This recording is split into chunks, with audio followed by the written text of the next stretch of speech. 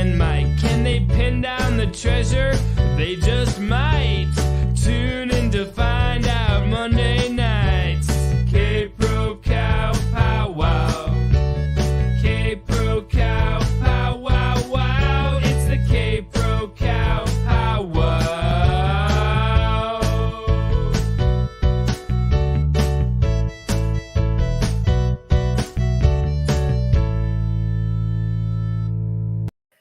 Hey everybody, it is the K-Pro Cow Powwow. It is Monday night. Happy President's Day for those of you that were off. And happy President's Day to you that were trying to work and get some dead presidents. How you doing, K-Pro? I didn't try to get any dead presidents, but I did have to work today. Walk, sound sad horn. I was off. And you cranked up the pool jacuzzi. Oh, That's right. Got the kids in there. Nice.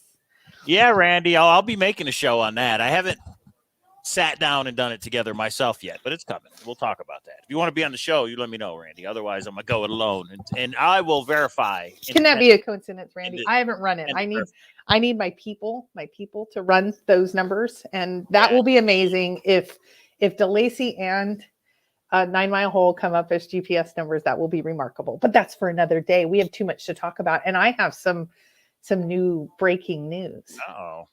K-Pro with the breaking news. Yeah. So basically, I just brought up the Firehole from the Google Maps to see where it runs through the whole thing there. Huh? Right. That's mad. It goes from Ojo Caliente and then back around. I did the same thing today. And yeah. How many of us have been on the Firehole? Little did we know. I went to Ojo Caliente and Forrest said river bathing is best. I said, I'm jumping in. And I had a picture when I was with my brother and he took a picture of me and I was swimming. So Dennis Schultz says, think hard before you turn on Forrest Fenn. 9 Mile Hole says he lied and cheated with the fishing logs and things he said. Well, that's something I think we need to talk about is, does 9 Mile Hole, the whole solution, things that are coming out, reconcile with things Forrest said? Oh, with the fishing logs. I don't know what he means by the fishing logs. I don't know what that means, but. Well, it's in the search area. It's within the elevation. I'd need to know what you mean by lie and cheated. Right. I do have a presentation that I am making on why the 9 Mile Hole makes me scratch my head. Like, there's some things that Forrest said, like a child with a little help could get there. Someone in a wheelchair with a little help could get. They can't get across that. Right. So there's some things that don't fit in this. That's why I'm not 100%. I was able to chit chat with Ben today for a while, and I respectfully disagree with him, but it's called respectful, and it's only a disagreement when it's based on Chase content. So we might need to have the back and forth because it's okay to disagree. I still believe in 9 Mile Hole, and we're going to talk about why tonight, but that doesn't mean it's 100%. I don't believe anything 100% after Turd. Turd's like the first love that was such a jerk that you can't ever love perfectly again. He's a turd. Hi, Turd. Anyway, yeah, Randy, we'll go over that GPS. Oh, did I do? Uh-oh. But did I tell you that I had some correspondence back and forth with Doug Preston? Did I tell you that, honey? Oh yeah, you did. Did I tell you about the second conversation that we had? And basically said, "Who is this, and why are you calling me?" No. What did he say? And you didn't call him for the record. Everybody can wait now. You can wait until the end. Jerk face. So Turd. Oh, Detroit words are all turds? Oh, I see. Uh-huh. So what is it? You email okay, them. wait. So what order are we going in? We have the K-Pro's Corner video. We have Cynthia's blog. And then, of course, we have K-Pro's Corner that was with Adam, who was lovely. Thank you, Adam. Shannon and Dark. We had kind of a funny little night the other night. It was good. It was good to chit-chat with people and smile and be positive and get out of some of the negative stuff that just seems to be everywhere. I mean, so many people were banned and reprimanded and negative in the Ben. I told Ben his chat was a little negative. I think all of us got middle fingers and terrible things said to us. So you're in a safe place here, you all. Let's just keep it like that. And we have the super moderators. Thank you, JK and Julian, all of you for being here, but you're in a safe place. We will not go after you here like you are in other chats. Hashtag get out of the drama. All right, let's go over Cynthia's first. Let's do that first. Okay, bring it up. So, if everybody doesn't know, Cynthia has a blog. It's called Mike. What? Nothing. What? Yeah. So everybody who hasn't seen it, here's the link, but you don't need the link. Chasing Fenn Treasure, Cynthia's vlog, because we're going to go over it live right now. Here we go. So Cynthia posts things from time to time, and this one's titled WWH, The Details of the First Clue. And there she is looking at the sun through a Coke cup for some reason. I don't know what that picture's from. I'm assuming that's a Firehole. Do we have any idea where this is? Oh, no, I think that's Oho. No, it would have. No, it's not. Oh, okay. I don't think. Well, I don't think so either. I don't know. Doesn't matter. Why are we really analyzing that? Let's get to the content, sir. So this was last Sunday. Oh, this was yesterday. What? I thought it was earlier than that. Was like a week ago. This is just yesterday she put this out? Correct. Oh, okay. So I guess I'm going to read it, huh? Yeah. Yes. Okay. Here we go, everybody. Super Good chat. stuff. Thumbs up. Thumbs up, guys. Like the majority of searchers since June 6, 2020, the ending to Forrest Fenn's treasure hunt has been less than satisfying. Wonk, wonk. I can't remember. We don't use it that much anymore. Shortly after Forrest announced it had been found, we, the community, only got a couple pictures of the treasure chest within a couple feet from the nook in which it had been placed and taken not long after it was discovered. Forrest promised more to come, only that more never came. Then Forrest passed away September 7th, and it seemed like the ending would remain a mystery forever. A couple weeks later, September 23rd, the first Medium article was published by The Finder, still an anonymous man from back east, but he was forthright with some information and his story. Then miraculously on December 7th, 2 articles were published simultaneously. The Outside Magazine article by Dan Barbarisi and the second of You know Jack's. what? Can I interrupt? Mm-hmm. I don't think we need to go through that. Basically, for anyone that has not been in the chase and you needed a recap of what's happened the last year, that's what she does over here. Okay, so that's this. Okay. Okay. But knowing Madison Junction as the... Hang on. They always text me when I'm live for some. Turn that off. Hi, Rudy Green. Finish your video so you can come on. And Cynthia said she'll come on with you, and that'll be an epic show. Hurry, hurry. I know you're like in Yosemite or something. Come on, Rudy Green. But knowing Madison Junction as the solution to the first clue was still unsatisfying. Even though Jack confirmed the poem indeed was simple and straightforward, such simplicity identifying warm waters as the merging of the Gibbon and Firehole rivers seemed too impersonal. Jack described the poem. Those words, the poem, held deep meaning for him. It's about how he saw things. So if you don't have evidence a certain part of history was personally and specifically important to him, you can rule it out. And lastly, but the key is not the solution itself, but rather the evidence. That's how he saw it. I would actually agree with that, with the 9 Mile Hole. What Jack said right there fits to a T, what we've been talking about. But anyway, marry that last statement from Jack to his cognitive bias video where he says, look at previous versions of the stories in the Thrill of the Chase that were published elsewhere. And in doing that, putting those texts side by side, you can see some of his writing process in action. How he has changed, how he's presenting himself in this book. And maybe between the lines, you can find some evidence of that intent. A lot of the stories that were originally published have quite a few edits that add up over the course of his story. Okay, so let's stop for a second. And I know that Ben went over this earlier. I'm going to give a different interpretation. So if you already saw it and you've read it, that's all we're doing. This is not groundbreaking work here. So this is where Jack said he compared previous work to the other works that when he published in TTOTC. And if you look at the key difference between TTOTC, where it comes to the Flywater story, is the Firehole was specifically named in the Bozeman Chronicle or the Bozeman newspaper, whatever it's called. And it was not in TTOTC. So does that make the Firehole stand out? What do you think, Mike? Because he changed it? I don't know. To answer your question, I just don't know. I'm rereading the Thrill of the Chase now, and I don't think I've gotten to that part yet, to that chapter yet. Okay. So in other words, he took it out because it was too obvious. He didn't want to just name it. We don't know why. We know that when he published the same story in the Bozeman newspaper, he said the Firehole, those great places on the Firehole is where my personal secrets are.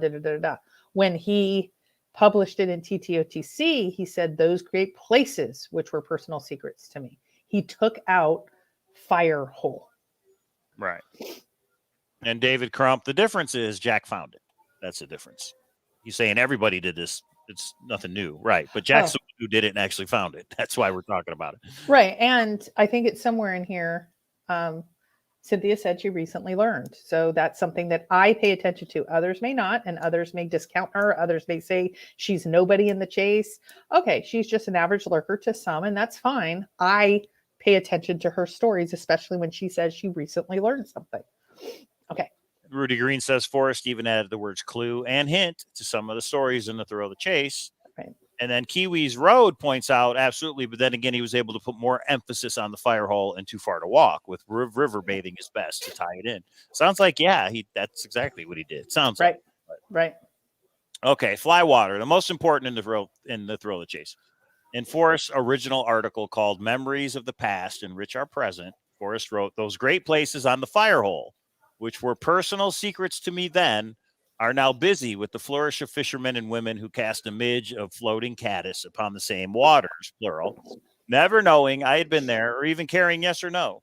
I always thought that space was mine alone, and many of the memories there bred are even now still so personal that they exclude the intrusion of strangers.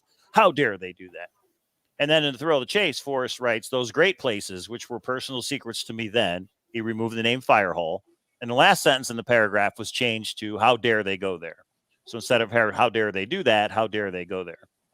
So, and then this is the interesting part from Cynthia. She says, upon recently learning that the Firehole River as a whole in its entirety was Forrest's warm waters in the poem, was the detail I yearned for, but never suspected.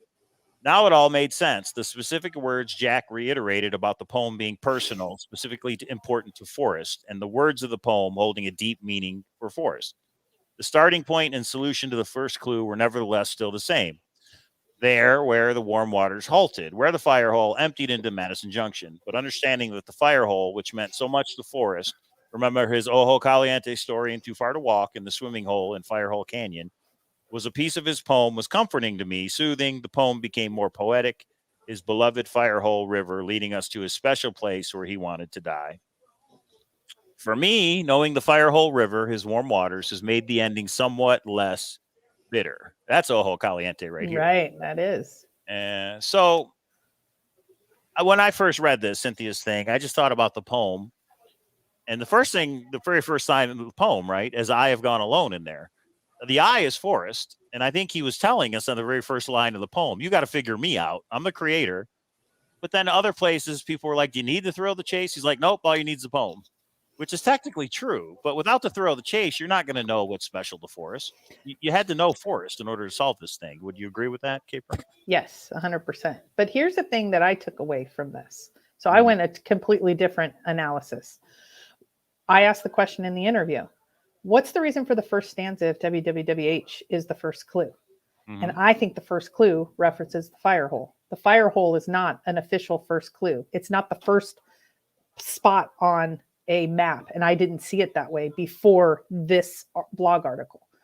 So for me, I was looking for WWWH and what meaning Madison Junction had. And a lot of us had Madison Junction, which actually makes it a little bit of a concern to me.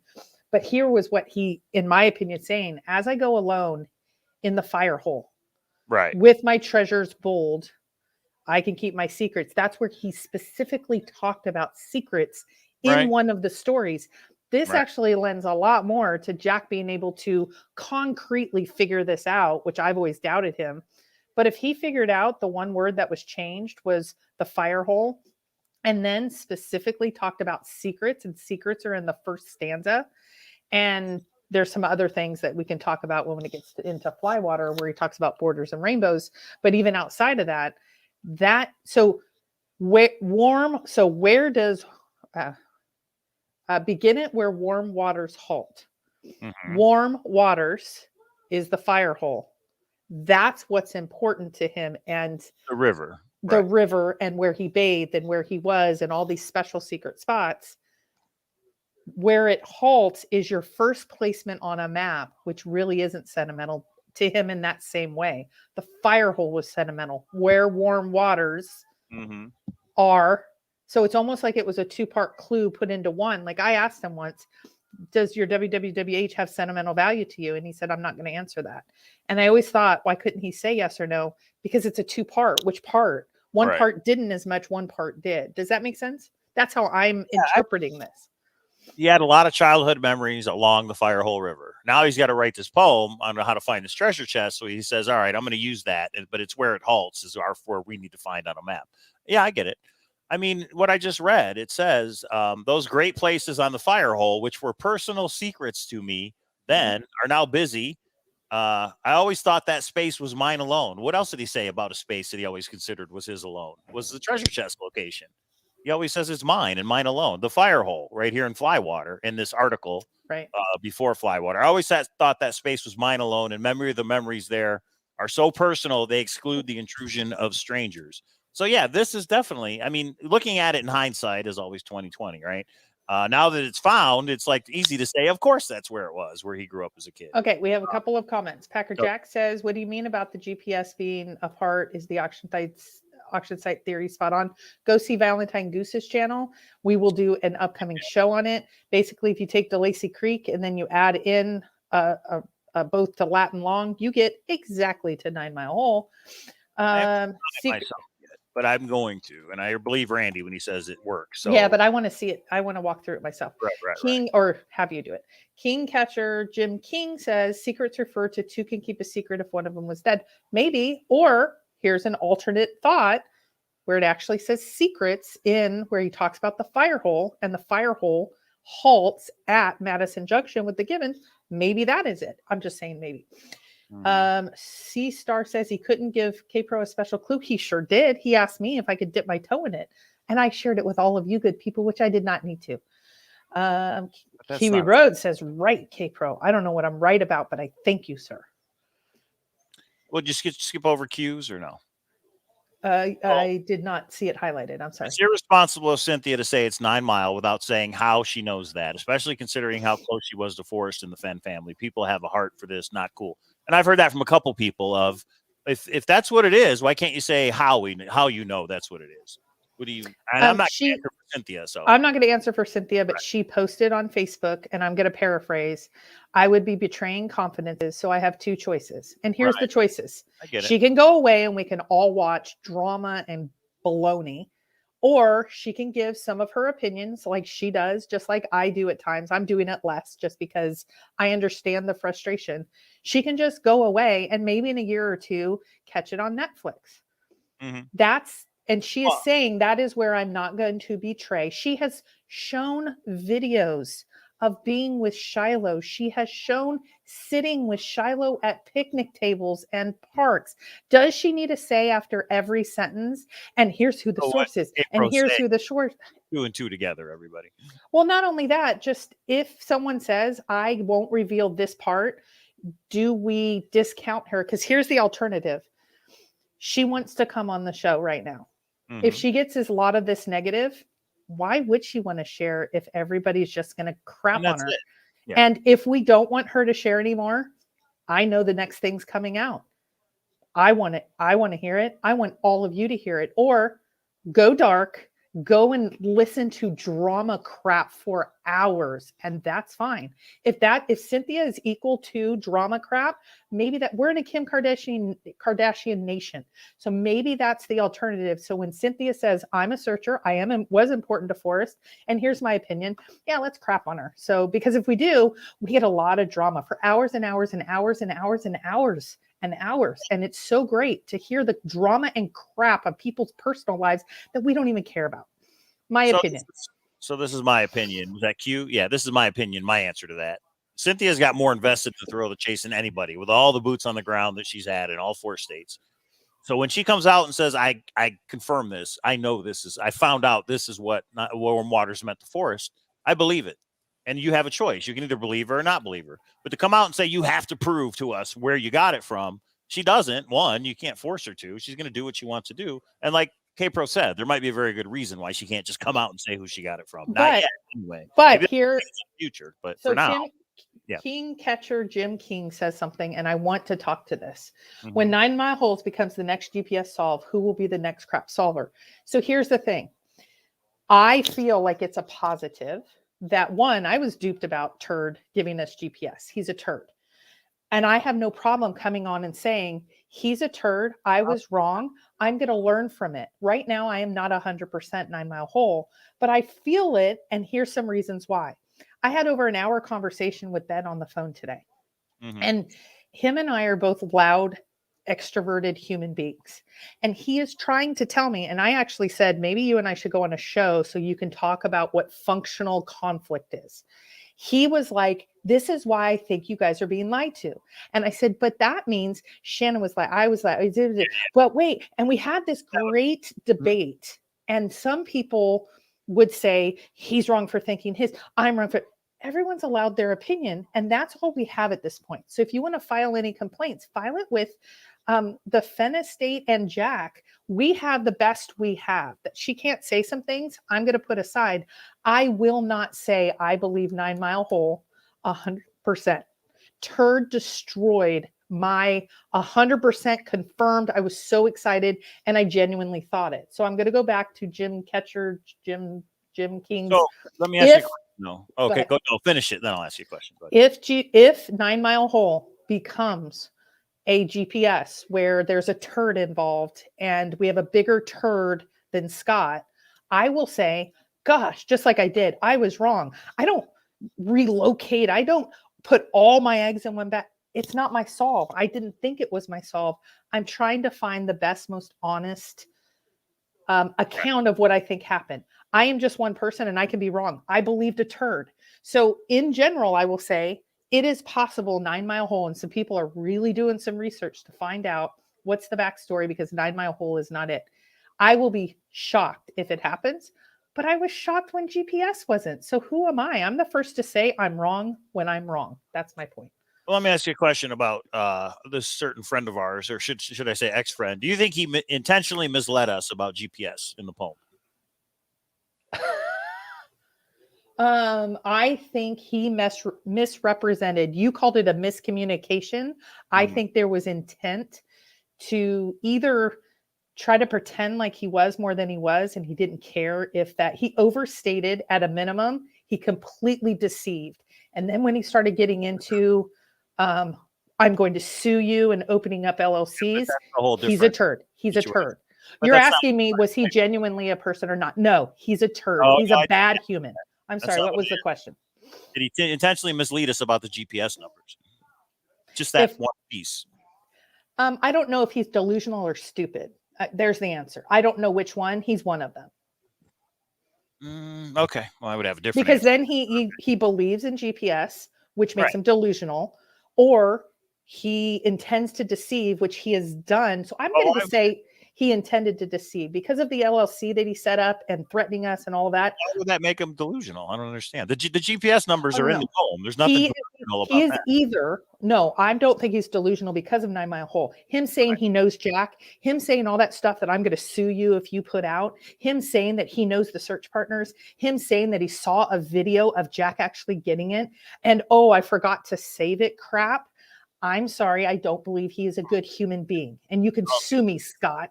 You answered a lot more than he has, but I should have known that was happening. And so you know what? I know he hates it. And I want everyone to know, do you know how delighted I was when Randy said, oh yeah, when the turd said this? I love that your name is Turd because I know how much it irritates you. Sue away for being called a turd because you are a turd.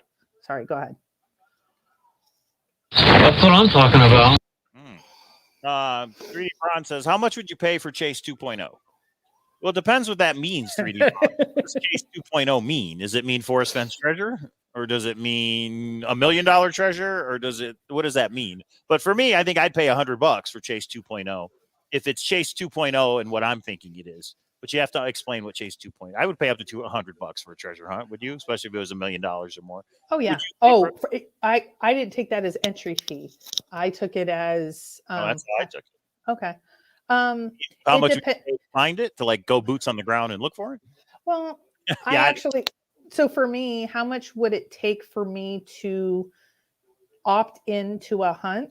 I will not opt in to some of the bigger hunts that may come out in the future because like the Charles Beal one, I'm not going to, even though it's $1 million hunt, it's on an island, because of the experiences I had that were similar to Forrest. So if certain people came out that they were the organizers of a hunt, I would not participate. But I that don't, would be if it was chasing- $100 or $200, if Randy Pischel came out with the next hunt, I would totally be about it. He is shown to be honest.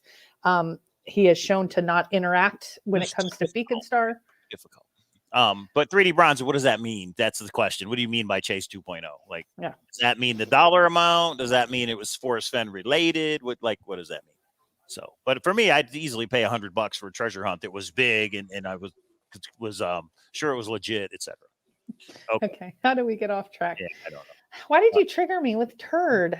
You know how I feel about I want to put all of it out about turd. I know he said, I'm going to sue you. I have a big legal team. They're coming after you. Rah. Hang on, I'm just going. Okay, I'm good. Okay, turd. Nice. Turd. Good one, Packer Jack. So who will be the first to go this year? That's right, Lou B. Who's going to be the first one to get to Yellowstone this year? Well, first question is, when does Yellowstone open? Did we talk about that last time? We did. Somebody in the chat said when the first gate opens. I think it's April, but I'm not sure. I want to go, but I'm not going. It'll be summertime. I'm not going in the spring when it's still cold or snow or whatever. Forget that, because I don't need to be the first person there. So some people might want to be the first person there, but I don't need it. All right, I'm just going through the chat, trying to get caught up. Is it too loud, Capra? I have funny ears, so the little thing pops out over here to the right. Packer Jack says, wait till you see some breaking news about 9 Mile Hole on the Copper Factory tomorrow night. It even surprised Copper Dan and Gallatin Ghost, plus another Oak Island guy on the show. All right. Copper Dang. Factory on YouTube, everybody. I think that's awesome. And I don't know a lot about Gallatin Ghost. I just know she's super smart and has done a lot of analysis that you guys are kind of joining forces. I thought it was awesome. The illustrations. I didn't get to watch her show live. I got to watch it after. I think it's awesome. And I will Tuesday night. I will be there. How do you like that? I don't know anything about Oak Island. I know you guys are all into it. Mike turns it on. I work. I haven't stopped watching this season just because I fell off, not because I intentionally haven't watched, but I was all into it before, and now I kind of let it go. There's a lot of TV that you keep saying, we need to watch that. And I'm like, that's like 100 hours. And you're like, yeah. So there you go. There you have it. King Catcher says, Forrest said we will be surprised, didn't he? Aren't you guys surprised that 9 Mile Hole is it? That his stories from when he was a kid is that easy? I think that's a very big surprise. Madison Junction, a lot of people have thought about. It was on Dale's blog, 5-6 years ago? It's not like it's a secret. Could this be it? And then a lot of people discounted it. That it's there, right there in the area where he grew up. Is the surprise. It's not at some secret location in Colorado that nobody ever knew he went to except for himself. It's some place where everybody knew he went to if you read his book or know who Forrest Fenn was. So to me, that's well. And so for as much as, and this is going to be part of my upcoming video that you will see that says, here's why we should question 9 Mile Hole. So I'm not 100% anywhere. What did he tell me when I said Madison Junction was my WWWH? He said you and 100,000 other people. Now, did he tell me? No. Did he tell me that? No. He just kind of discounted it like, pah. And I thought, I mean, I went the other way. I went to Ojo Caliente. So my question about Firehole being Forrest Fenn's warm waters is his statement that there are I think he said, I'm paraphrasing, there are 1,000 places where warm waters halt, and most of them are all north of Santa Fe. Look at the big picture. So how do we get the Firehole River? By looking at the big picture. What he meant, in my opinion, is you have to look at his big picture. It's all about Forrest Fenn. This treasure hunt was all about Forrest Fenn. Look at Forrest Fenn's big picture. Look at the thrill of the chase. And to him, warm waters were the Firehole. It's not that this warm waters is the only one in the Rocky Mountains. There's 1,000. You got to figure out what warm waters were special to Forrest. And he said right there, that's what he said in Flywater. If you take Flywater and you replace the word with Firehole, that is warm waters. And then where does warm waters halt? There's 2 parts to that. I always thought it's where warm waters halt. Not warm waters is so special to me, and the Firehole is so fantastic. So one word could help you more than most if you figured out it in that sentence was the Firehole. Oh, you guys and your damn GPS. Yes, we're going to talk about the GPS another night, not tonight. We have too much other stuff to talk. I've talked to Doug, or I went back and forth with Doug Preston. You guys got to hear about that right after we're done with this. Milan says it's a creek, not a river. Firehole's a creek, not a river. No, it's a river. Not that it matters, but I didn't know. Firehole River. It's a river. Maybe I don't know if he means Firehole or not, but okay. Yeah. So Rooster Cockburn, who we met at World Series of Fenn, Hi, Rooster. says biggest problem with 9 Mile Holes. Everyone and their mother scoured that area for years. It's also missing pinyon trees. Well, Forrest took out pinyon trees. It's actually missing sagebrush. Actually, specifically at 9 Mile, one parking lot over, it is not, but it's missing. But Forrest corrected himself with pinyon, so I'm not too concerned about that. I am more concerned about sagebrush. How deep is the hole? Fire hole, not 9 Mile Hole. Both. Take your pick.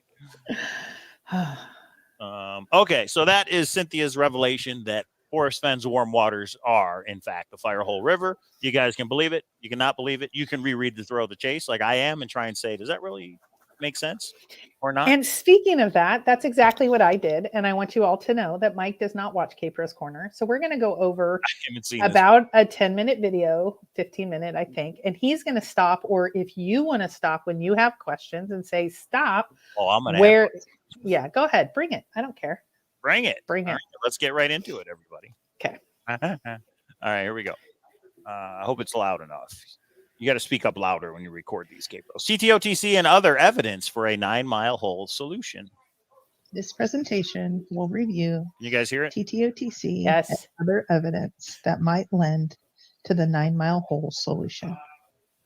There you are in the background working. That's right. This presentation will cover Playing video games. 9 Mile Hole, Rabbit hole. going down Oh. the 9 Mile rabbit hole. Only my opinion. Nothing is 100%, but where the ending has currently led me. So just some thoughts. None of them 100%. So this disclaimer just lets you know of some opinions, nothing more. So what will we be analyzing? There are some quotes and references in TTOTC. There are some scrapbooks to discuss, and then other materials, other books, quotes, and miscellaneous content that all ties to the theory of 9 Mile Hole being the possible ending. It's my sticky note. There's my sticky note. Here's the post-it note On the version refrigerator. of the solution for the general area. Because that's what Forrest said, right? If your Now there can be an asterisk on the first one. Okay, go ahead. Yes. Isn't that what Forrest said? If your solution doesn't fit on a post-it note, then There's the post-it note right there. Of 9 Mile Hole. WWWH is Madison Junction. Canyon is Madison Canyon. Put in is 9 Mile Hole. Below the home of Brown is the fishing hole at 9 Mile. No place for the meek is where you have to wade across Madison River. No paddle up your creek is the dry creek. Heavy loads and water high, not entirely sure. If you've been wise and found the blaze is the tree with a marking, and then looking down is the bottom of the tree where the nook was, where the treasure chest existed.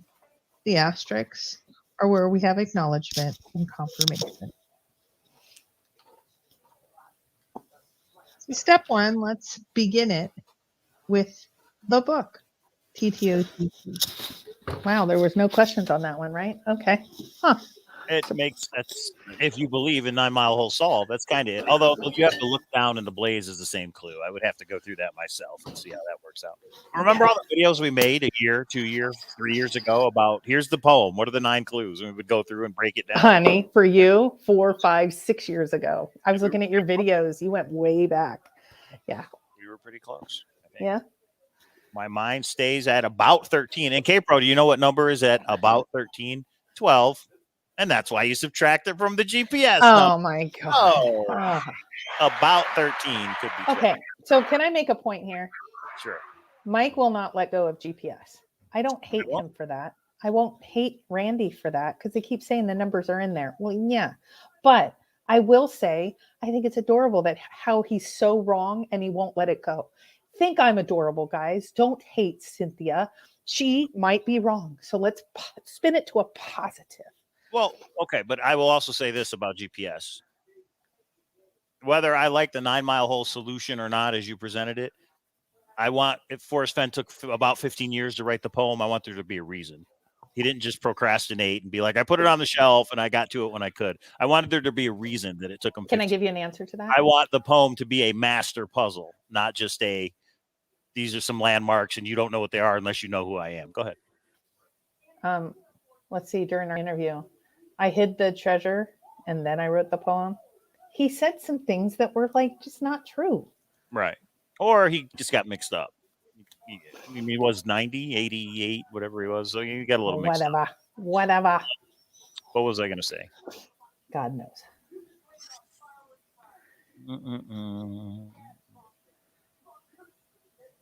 Oh, they were talking about sagebrush. What's the deal with Oh, okay. I see what 3D Bronze is saying. I think what Forrest meant was I was starting where the treasure was. I'd see sagebrush and pine trees and animals, etc. So it's not at 9 Mile, but it's a mile away from it. Well, if you're going down that path, there is sagebrush on the path between Madison Junction and 9 Mile Hole. That's what I like that 3D. I don't know if it's true, but yeah. What is the estimated distance from the shore for the treasure chest? 200 feet. From where I think the nook was, it's 200 feet and it's 500 feet from the road, almost to the foot. All right, let's go back to it. Oops. Right. Stop interrupting. Go. All right. My mind stays at about 13, which we all know is about 13 is 12. Okay. On page 6 of the UTC, Forrest says, my mind Oh, I'll be making a video about that, but that's later. stays at about 13. Oh. This would lend What? to the Look at 3D was like, go back and read this. I think what Forrest meant was if I was standing where the treasure was, I see sagebrush. Oh, I mean, pine trees, animals, tourists, searchers, and I'd smell pine pinch and Rudy's green. See what happens when you just summarize? See what happens? You miss it all. Sorry. 3D is hilarious. I love him. Ryan says, can you explain how clue put in means 9 Mile? Put in is where you put in at the home of Brown. And that happens to be where 9 Mile Hole is, right?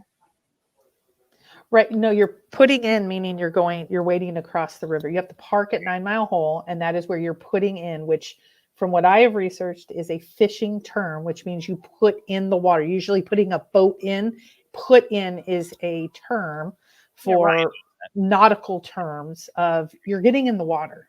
Right. We all know that. I think he's saying, why are we getting in the water at 9 Mile Hole? That's because it's where the home of Brown is, right? Well, it's where the treasure chest is. Yeah. But if you go linearly through the clues, at the home of Brown is where you put in, right? Put in below the home of Brown. No, it's actually a little bit below, which if you go over just below Fenn Rock and go over, that's the shallowest place to go through. And then you have to go up. It's below the home of Brown, probably 20 feet, 30 feet. Yeah. Oh, so it doesn't matter how you get over there. It's just you have to get over there. Well, it says below. If you want to go the safest way, go in below the home of Brown, because below the home of Brown is the shallowest. That's the way I went. When you saw me in the waiters and I went that way, that is below the home of Brown. And now you know what home of Brown is because you walk back up there. And then again, this will be a future video, but I'm rereading the Thrill of the Chase. Sorry to interrupt your video. Okay, bro. This should have been in your video. But you know the No Place for Biddies chapter when they're like, they tell him he can't walk across the street. And he's like, who are they to tell me what I can do? I can walk across the street if I want to, right? Okay. You remember that part? Sure. I don't. Right. He's talking about the Madison River. Oh, for you to tell me I can't walk across the street. I'm going to walk across whatever river I want to. It's a metaphor for Madison, obviously. See, I don't stretch that far. I make the ones that are obvious. That's a subtle hint, I think. Again, he says, they can't tell me what to do. And I think what he's saying is park rangers aren't going to tell me what to do. The government's not going to tell me what to do. If I want to cross the street, if I want to get to this point over there, I'm going to do it. And if that includes crossing a river in the Yellowstone, that's what I'm going to do. Just my opinion. You are either ignoring reason or you're being paid. Guilty. Phoenix, send me my money. If I'm being paid, I need to send me my money. Go ahead. Okay. All right, here we go. Notion that 9 Mile Hole is a possible solution. Because we know at that time he was taking his summers up and spending time as a fishing guide. Oh, I see what you did there, K-Pro. So you did the same thing I did. When he says my mind stays about 13, Yes. that's a subtle hint that when Yeah. I was 13 is what you need to focus on. In other words, it's the places I found when I was, it makes sense. Okay, now I'm gonna poke a little just because I'm a little ornery tonight. Okay. Eli says, but you never went boots on the ground, Cowlazars. Yeah, and you did, and you have no treasure chest and you got a big old bill. You're a So you can't call him dumb. But LOL.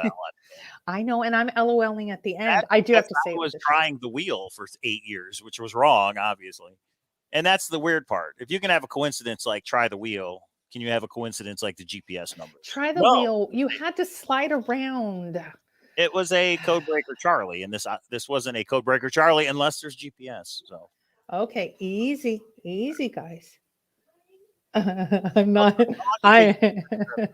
no, about 16 years. Oh, that's Yeah. interesting. How long did it take to drive a car? A month? No, about 16 years. Okay.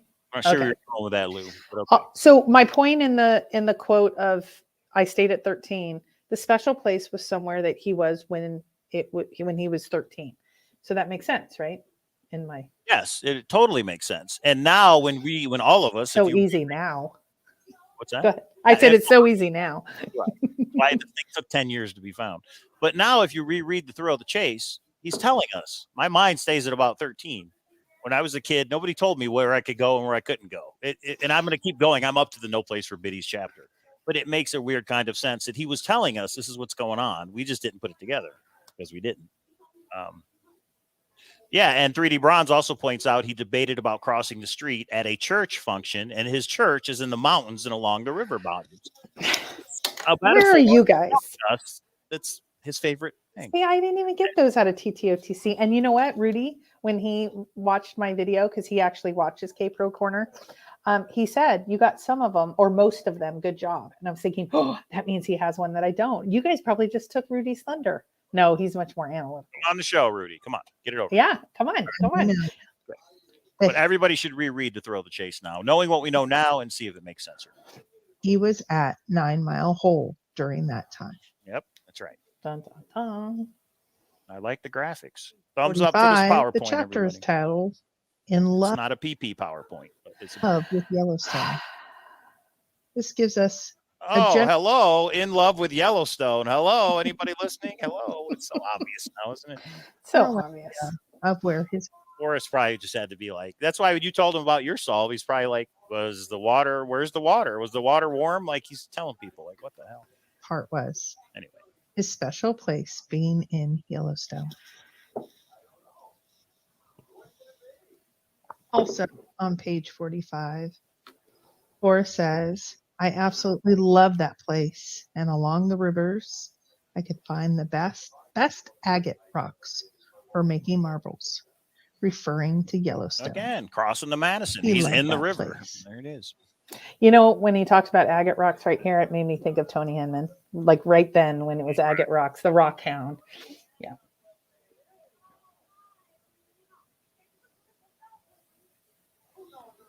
On page 61, Forrest said, I knew enough to be still and watch the trees.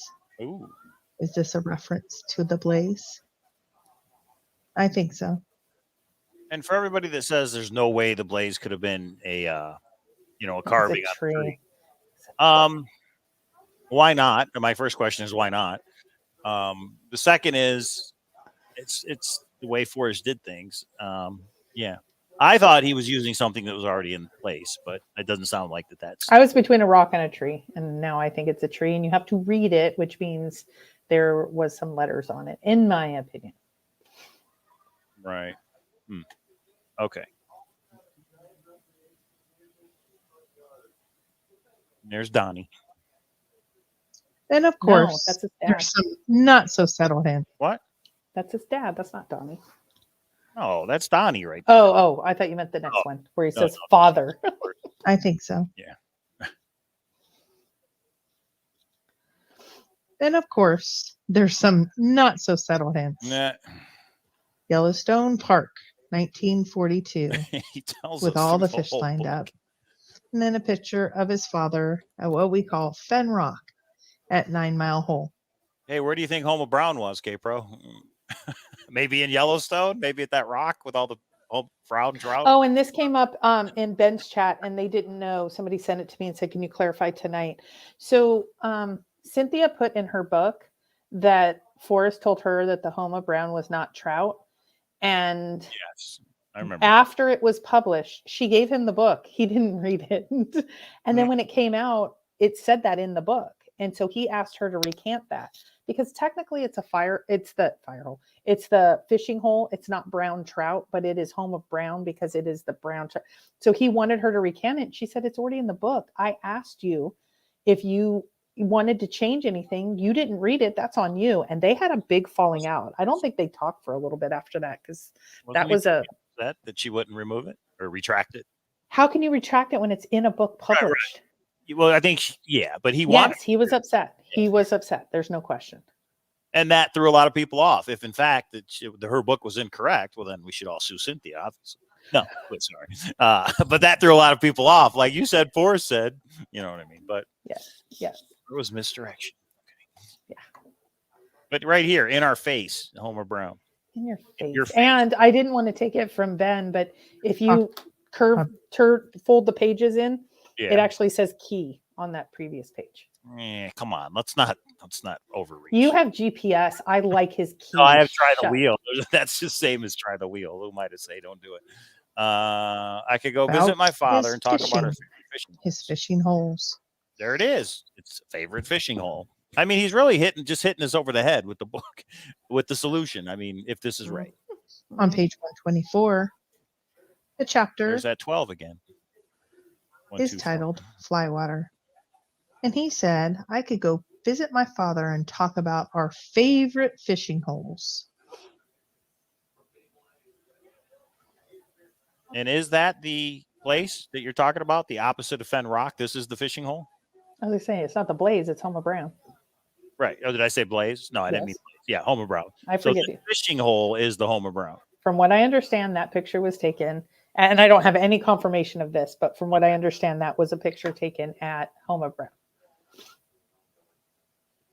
So Rooster Cogburn says the poem has to be more elaborate than 9 Mile Hole. Also, Forrest would post a pic of the actual spot. Exactly. I agree. Clues. This isn't subtle.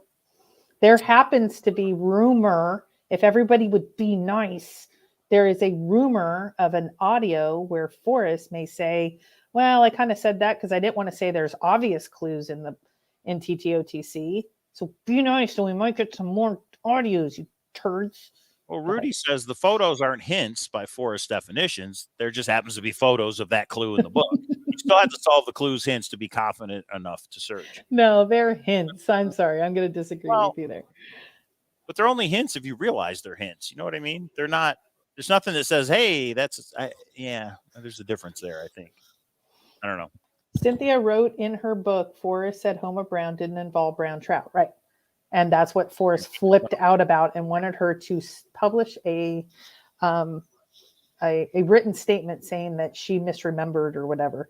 And she said, no, you had your chance. And they had. The real question, and I'm going to ask Cynthia this when she comes on the show, is did Forrest say that to her? In other words, what was the context of what was said that you put it in your book? That'd be interesting. I think she's open to talk about it. I talked about it with her years ago. Like there was times that Forrest asked many people to, hey, can you recant that or not say this or whatever? And there was times that some of us didn't just think of him in the cult like a god and said, oh, he's my best friend and I'm going to say everything he wants me to. We actually said no at times and then there was tense moments. Friendships have tense moments at times. The hints in the book weren't intentionally placed to aid the seeker. That's true. Nothing says this is the Homer Brown. Nothing says, yeah, that's true. I agree with that. They're there. They weren't intentionally placed to aid people. You had to put it all together. He's just telling his stories. That's what he's saying. Or it says, my secret fishing hole. In the poem, as I've gone alone in there and with my treasures bold, I can keep my secrets where a hint of riches new and old. He repeats the word secret, but here he says a secret fishing hole. So is that a subtle hint? I don't know. And discusses the end of his rainbow. On page 152, The clues, if followed precisely, will lead to the end of my rainbow and the treasure. Let's figure out where else rainbow has been referenced. Rainbow trout? It's just a guess. But first, in that Flywater chapter on page 125, those great places, which were personal secrets to me then, are now busy with the flourish of fishermen and women who cast a midge or floating canvas upon those same waters, never knowing I had been there, or even caring yes or no.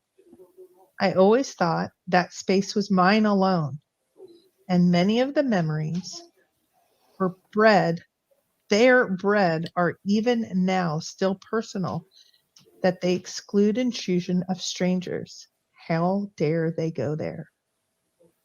They were mine alone, as I've gone alone in there. Mm-hmm. Minotaur, I'm just Same grabbing other people's info, like especially Vertigo, Rudy, others, Cynthia, others. I'm seeing the story and believing it. It's not mine. I'm Monday morning quarterbacking. Is that what they call it? I'm like a football person, so I'll use that analogy. Okay, keep going. page 125. He talks about the Flywater book. The book now occupies a different shelf, closer to my view, for it holds some memories most dear and makes me know that moments such as those are fleet of foot indeed, and calls to make them all the more. Flywater. So let's look at Flywater the book. There's a page titled The Madison River.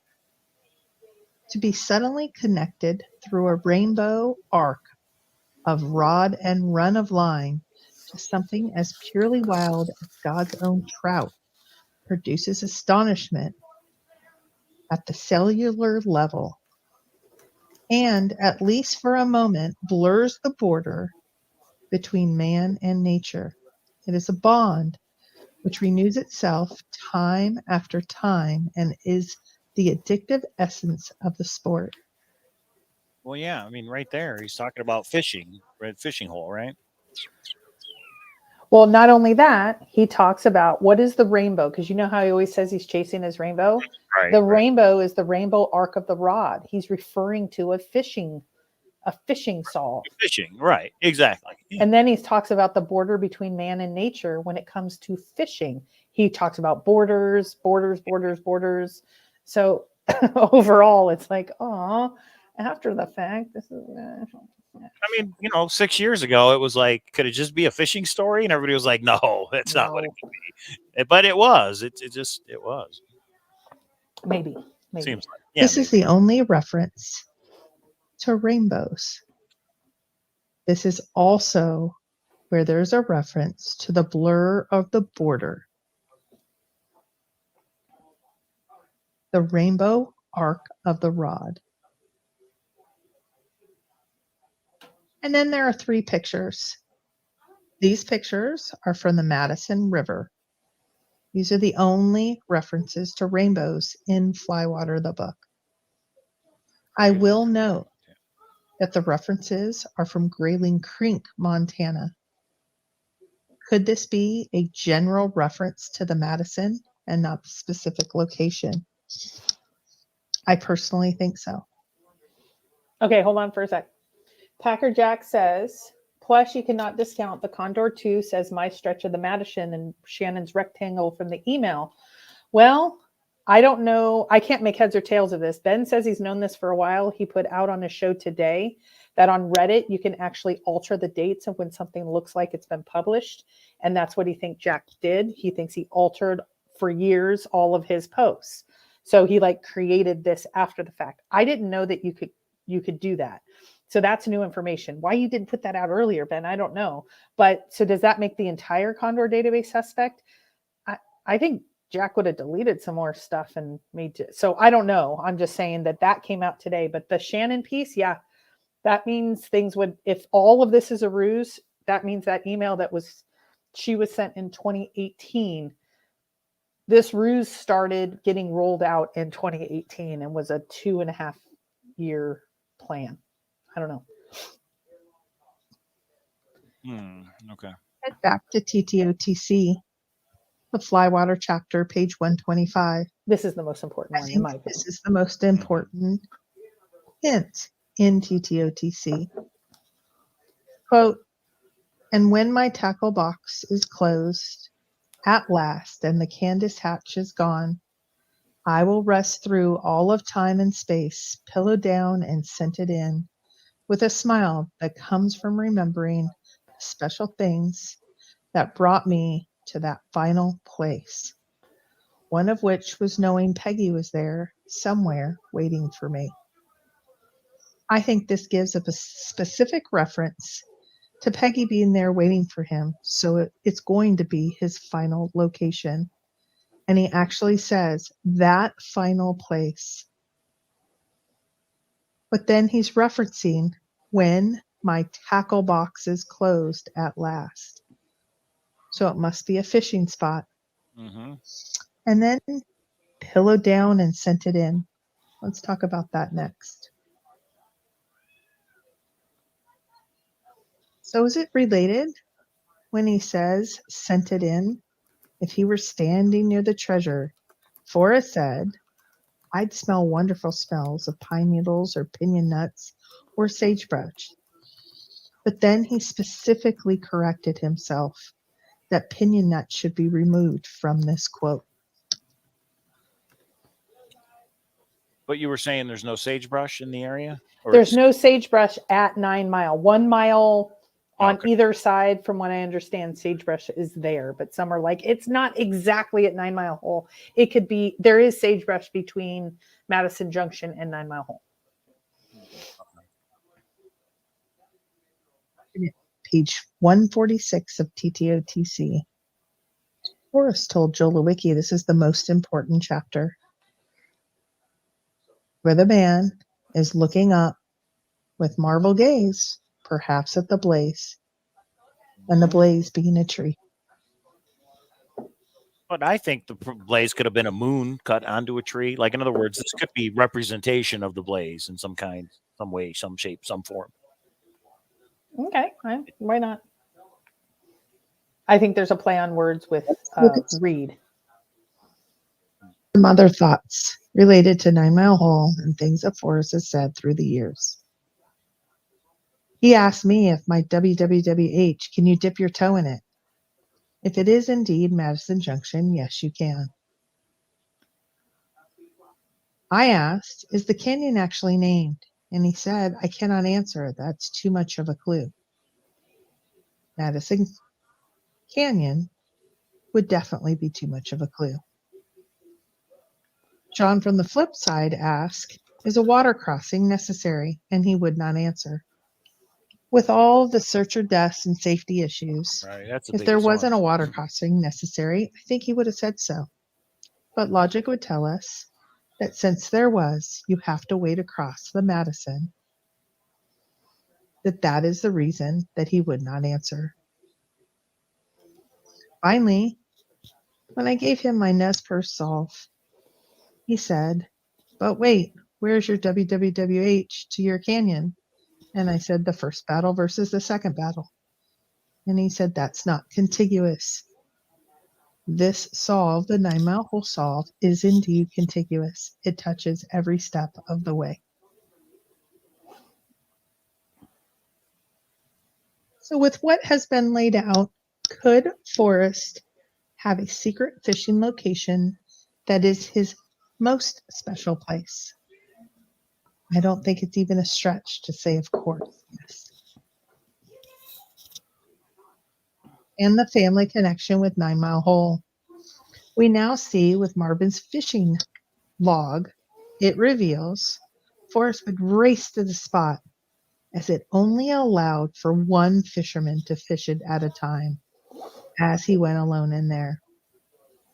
Oh, that's an interesting play on words. There's only room for one person as I went alone. And he specifically said, I would race my grandpa Charlie because if he got there first, I couldn't fish the spot. There was only a spot for one person as he went alone in there.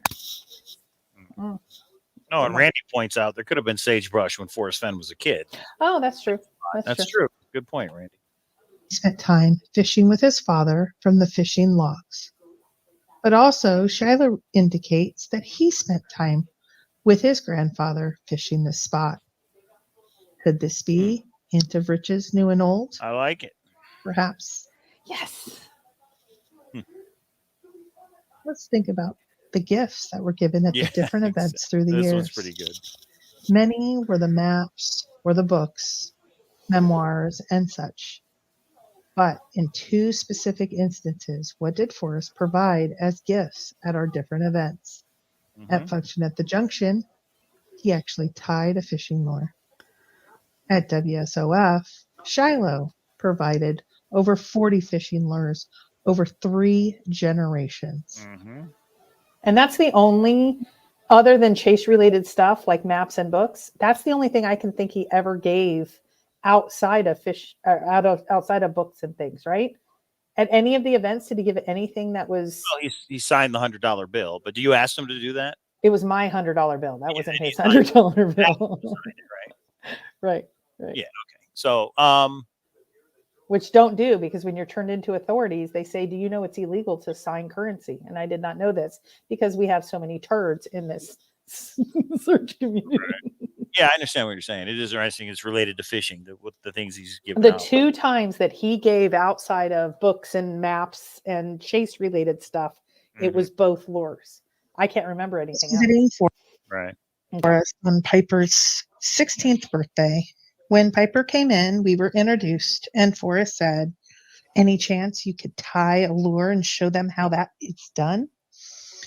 She was very busy as she was preparing for her own fishing trip, so she said, "Nope, I can't, Grandpa." But it was interesting to me that it seemed through the generations that these lures and fishing is in all of their blood. Okay. Do you believe knowing Forrest would help you with deciphering the poem? No, I don't think so. I think knowing him now would not help. You know, Forrest is a very cagey guy, and he's very careful when he speaks about the treasure, very careful not to let anything escape. And he's even with his friends, he's that way. Even with his family, he really is. He's really keeping that location secret, and he's really shutting down any clues that might escape in this casual conversation. So I don't think I have any particular insight into where the treasure is. Now, if I was a fishing buddy of Forrest going back 30 or 40 years, I might have more insight into the areas that he spent time in, but that's not the case. So in this interview, Douglas was asked, "Do you think knowing Forrest would help in solving the poem?" He said, "Not now. But if he was a fishing buddy of Forrest going back 30 or 40 years, he might have more insight in the areas that he spent time in." So if he was a fishing buddy.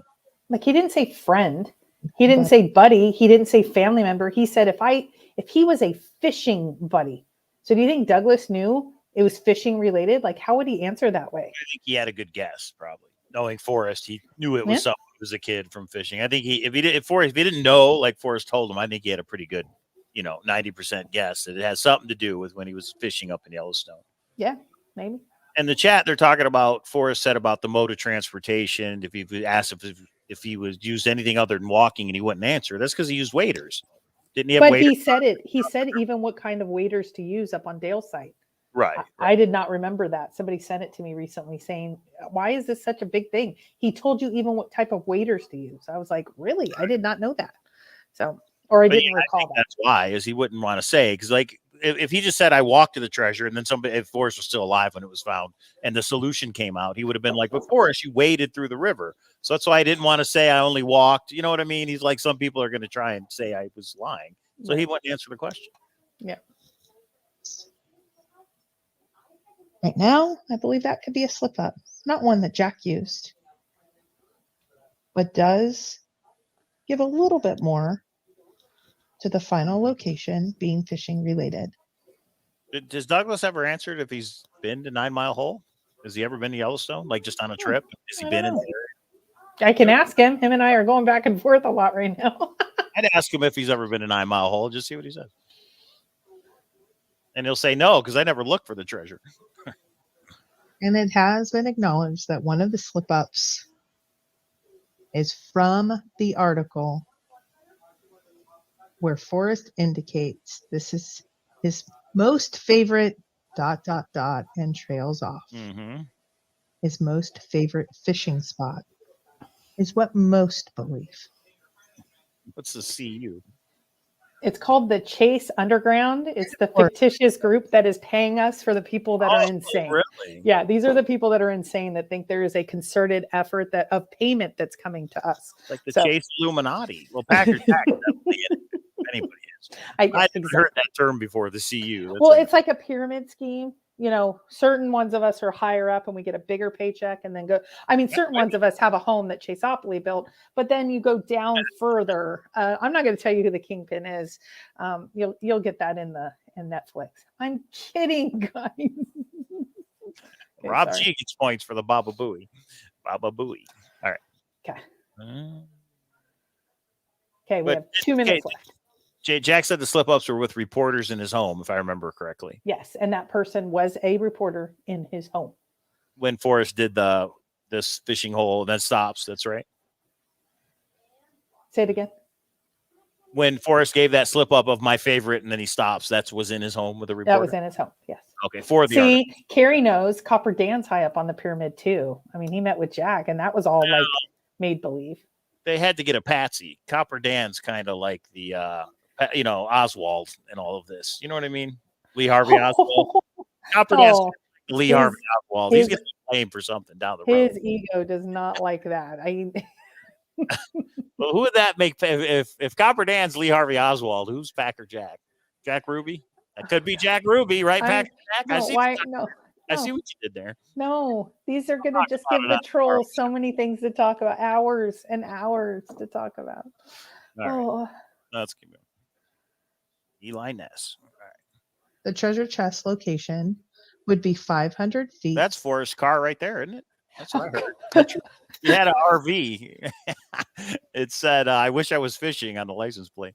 All right. On the road at 9 Mile Hole and 200 feet from the Madison Edge. Oh, Mock Smith says something. Stop for a second. Preston also said there was one thing in the interview that he had not heard that was very important. I think it was related to how he knew the location. He actually answered that to another searcher, and then I followed up with him. He believed, this was a little while back, I thought I put it on one of the videos. He believed that the my hair is doing something funny today. Do you see that? It's like it's bothering me. Okay. I know, and then I don't get paid, and that's the only way I make money. And I don't have an actual job like some of the people that like to do troll videos. The message is to you. Okay, so what was I saying? Douglas Preston. He believed that the order that Forrest said, I checked with, I don't know, BLM land and then National Forest and this and that. He thought he put it in a certain order because the first one that he said was the land that was on. That's what he said. I don't know if it's true, but that is what he said. And why would I question him? So anyway, he told another searcher that, and then I followed up and he's like, yeah, that is what I thought. How do I get on the CU pyramid? Oh, it's a pyramid scheme now. Is that right? Yeah, I said, you never listen to me. I just said there's a pyramid. We have the house that Chaseopoly built. So we get the biggest paychecks. And then you go down from there. What about the coin? I thought the coin was at the top, but maybe not. No. Us. We are at the top. And then that's when you said Copper Dan's way down low and that's going to upset him. Why do you cause drama with channels that are okay? That are a power plane on the CU and where everybody falls in that pyramid. Okay. Because hold on, honey. You have never heard of CU before. Mm-hmm. It is a very, very real thing and really triggers people because they believe there is an underground of people so you can't joke about the CU because it will send some psycho people into huge orbit. It will trigger them. 9 Mile Grassy Knoll. Oh, Packer Jack, Copper Dan. Okay. I subcontract for the CU. I'm not in the actual cult. All right. Okay. Anyway, that's fine. All right, let's get to the end of this. I'll leave it alone if some And people of have a course, we problem. cannot forget Diggin' Gypsy, scrapbook 50. Forrest said, if I was a betting man, I'd bet on this woman. And left it with the double You omega. gotta put it up. Oh, gotcha. Sorry. That's okay. I forgive you. If I were a betting man, I'd bet on this woman, and he had 2 double omegas. Where's that at? The double omegas, just from the book. Scrapbook 50. I'm sorry. This is we've done so many Double shows on omega. What do the omegas have to do with 9 Mile Holes? Oh my gosh. I on- have that for a future show. I just showed it to somebody. There is Oh, really? I think I figured out double omegas. 98%, not 100. You will be amazed. I hope it will impress you. I actually sent it to someone. Not you, because you don't care about this stuff. Treasure Warriors, obviously part of the CU, says that again. I'll say, if this is the spot, anyone who got out at 9 Mile Hole is a 200-foot searcher. That's like 10,000 people. We actually, to be a 200-foot searcher, you had to cross the Madison. And I wonder how many people over the 10 years before 9 Mile Hole became mainstream actually crossed the Madison looking for his treasure. We know Diggin' Gypsy did, but who else did? Do you know? I think a lot. Did you ever look in that area like before it was found? I mean, I think most people did not wade over the river. Most people. Yeah. Right. That's my point. I don't think a lot of people did. And only one person actually sent Forrest a picture, at least when he came out with that. You know, I know somebody's been. Well, and she told me, I'm not going to interrupt myself because it's in the video. Mike, check your text as this keeps going. Oh, did you email me about the omegas and I'm not supposed to say anything? No, you can say it. I just don't know. Yeah. Oh, all right, here, let's finish this. All right. Okay. Yeah, we're going in process here. While discussing 9 Mile Hole with Diggin' Gypsy, she searched this area every single time she went boots on the ground.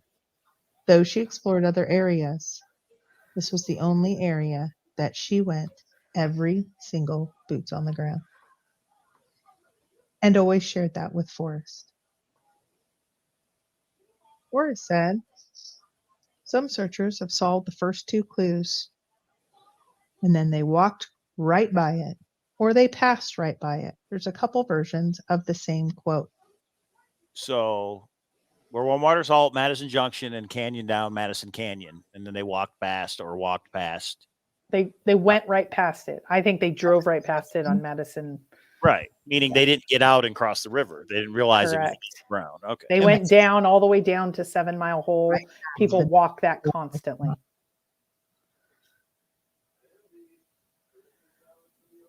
So how deep is a hole, as Forrest would always ask? 9 mile? Nothing here is going to convince anyone that doesn't believe in 9 Mile Hole and believes there was either no treasure chest, there's a second chest in another state or location, or Forrest wasn't telling the truth in court documents, or what he had said in various articles. This is just maybe a little bit more confirmation that 9 Mile Hole may be where the treasure chest was located, and nothing more. Thanks for watching. There it is, everybody. And you can see those on K-Pro's Corner. And I'm going to put a link to and if you want to know 2 truths and a lie, if you want to know, we had some fun the other night because it was only going to be in a positive space. And so that was what we did. We had a really good time. It was Carter, myself, Adam came in.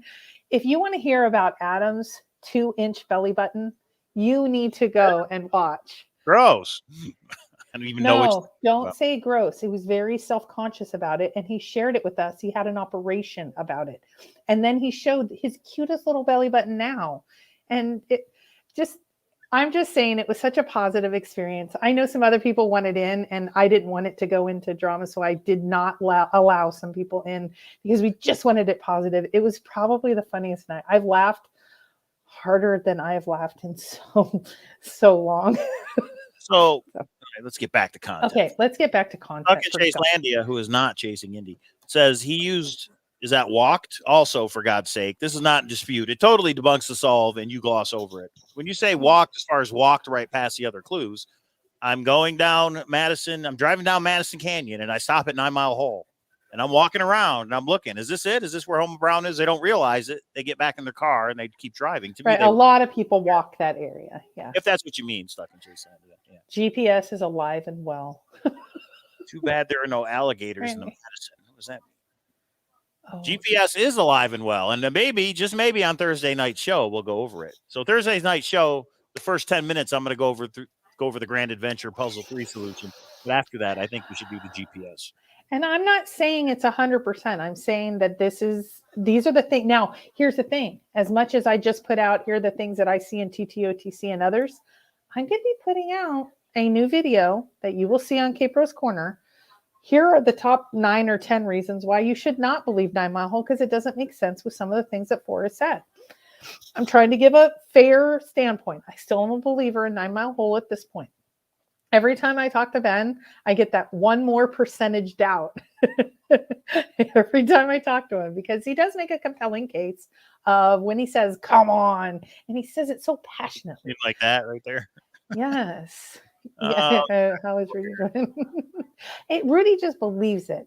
And I think you focus on Rudy so much because you respect him so much.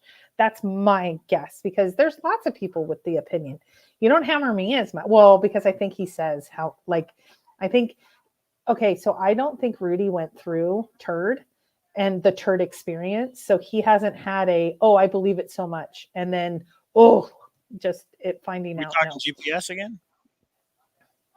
GPS or no? Yeah, Turd. None of that matters. The numbers are in the poem. The history of the GPS numbers doesn't matter. They're there. No. Okay, in my opinion, it was not only the numbers, it was Turd's story about, I saw the video of Jack discovering it, and all of the things that Turd said that ended up not being true and a miscommunication, and then add in what a troll he is for opening up people's names, companies, and things. Mm-hmm. So I did not believe GPS just because of the numbers. I know that's what got you there. It's his entire story about how he knew Jack for years and all of that, and all of those things. Stop trying to diverge from the truth. Let's get back to Minotaur Marino says only one way in and one way out doesn't reconcile with 9 Mile Hole. Was there only one way to cross the river? Can I see the actual quote on that? Because somebody brought that up, and I'd like to add that to my, maybe not, but I don't think he said there's only one way in, but I'd like to see the quote. So if you, I think he said something like, that's the only way I know to go, or something like that. So yeah, we'd have to see the actual quote. Yeah. Was that one of the 7 questions or 6 questions with Jenny? I don't know. I've lost track. I'm proudly saying, well, there's 100 ways to cross a river, but that's one. Like on a road, you can cross a road from. Yeah, I think there's lots of. But I think you. Go ahead. Sorry, go ahead. I think somebody asked him, "Do you have to follow all 9 clues?" And he said that's the only way to find it, or something. But yeah, we guess all day. He also said, if you don't have WWWH, you don't have anything. And Jack showed you can backwards engineer this bitch. What are you talking about? Well, that's I don't believe in 9 Mile Hole. Just like Jack was, and that he knew 100%. It's there. Genius. Well, he's the one who did it. He's the one who figured it out and put in the work. I mean, I'm sorry. Okay. Everybody else, it was a 9 Mile Hole. Ben, I would love when your investigation. Anyway. What? If it comes out later that it's not, are you going to say that Jack was not a genius? Say that again. If what? If it comes out later that 9 Mile Hole and Jack, and there's some bigger story that you're not letting me even dive into anymore because there's such creepy creepersons involved, are you going to say that Jack is not a genius and it is more creepy creepersons? Jack's a genius because he found it, especially if it's true that he grid searched it for 2 weeks or 25 days or whatever. He put in the work, is what I'm saying. When people say he doesn't deserve it, well, he grid searched it for 25 days. He kind of did deserve it, in my opinion. 3D Bron says, if 9 Mile Hole is solved, how did only a few searchers send Forrest words that caught his attention? There's no way only a few people mentioned 9 Mile Hole. But I don't think it was 9 Mile Hole. I think it's whatever was across the river. Everybody in the world went to 9 Mile Hole to fish, to what, swim, Dry Creek? Creek? But on the other side is when somebody went the right way once you cross. What would you say to Forrest? Mm-hmm. Other than 9 Mile Hole, what would you say to Forrest? Dry Creek, trout fishing, means getting waders, What would be the key word that you would Home of need? Brown. The fishing hole being the home of Brown. So you think the key word was fishing hole is home of Brown? That's I the didn't key say word. not the key word in the poem. What are you asking me? When Forrest said he looked for a few keywords, what do you think those keywords were? Oh, I get when he scanned emails. Yes. Yellowstone would be one of them. First thing, you have to be in the right park, right? And then 9 Mile Hole. And then from there, what it is you're looking at on the other side. That's correct. And home of Brown being that fishing hole, whatever that's called. But do you know how many? And maybe that's why he had to look at every single email. I don't know. That's another. And Milan actually brought up a really good topic. Let's look at the rest of the poem now. After Blaze, we know that's the last clue, but Terry No, not tonight. We're already in an hour and 20 minutes. There's no way we're doing it tonight. I don't know. I had the answer, but I guess we'll wait till another night. No, I didn't. Yes, we will. And Holy, I'm going to look up that page 32. Oh, yeah, because we still have to talk about Douglas. Oh, yeah. Go ahead. We were going to do that tonight, right? Yeah. Okay. Rudy Green brings up a good point. 9 Mile Hole was only occasionally discussed online prior to the find. We have no way of knowing how many searchers crossed over there, but it wasn't enough to make human trails. This is the interesting part. Then how did Jack figure out Diggin' Gypsy and start asking her? And this is where, if you share your stuff, guys, this is, it's fair game. I guess he emailed Diggin' Gypsy, and Diggin' Gypsy and him went back and forth about where she had searched at 9 Mile Hole. Did she give it away? I don't know. Okay. You know what? So you asked me, you know what the keyword is? I crossed the river at 9 Mile Hole. Everybody in the world could say, I love 9 Mile Hole. I took my kids. We were on a picnic. We went swimming. I fished. It's I crossed the river at 9 Mile Hole. That's the important part. See, I would have liked, when I think of keyword, I don't think crossing the river is a keyword. I think DeLacy, Washburn. Those would be more keywords, but I'm mincing words. That's maybe not to me. So I don't know.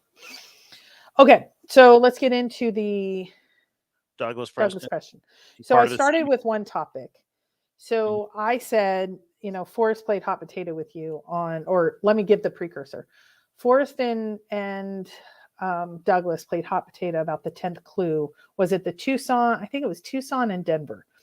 And Forrest said, absolutely, let's take Denver off the Tucson off the table. And I said, well, then Denver. And he's like, you need to ask Douglas. And Douglas was like, I don't know. You need to ask Forrest. And then they didn't really answer. So I followed up with him recently and said, can you tell me what the meaning of the 10th clue is now? Right. The Denver Museum parking lot. Like, what does that mean?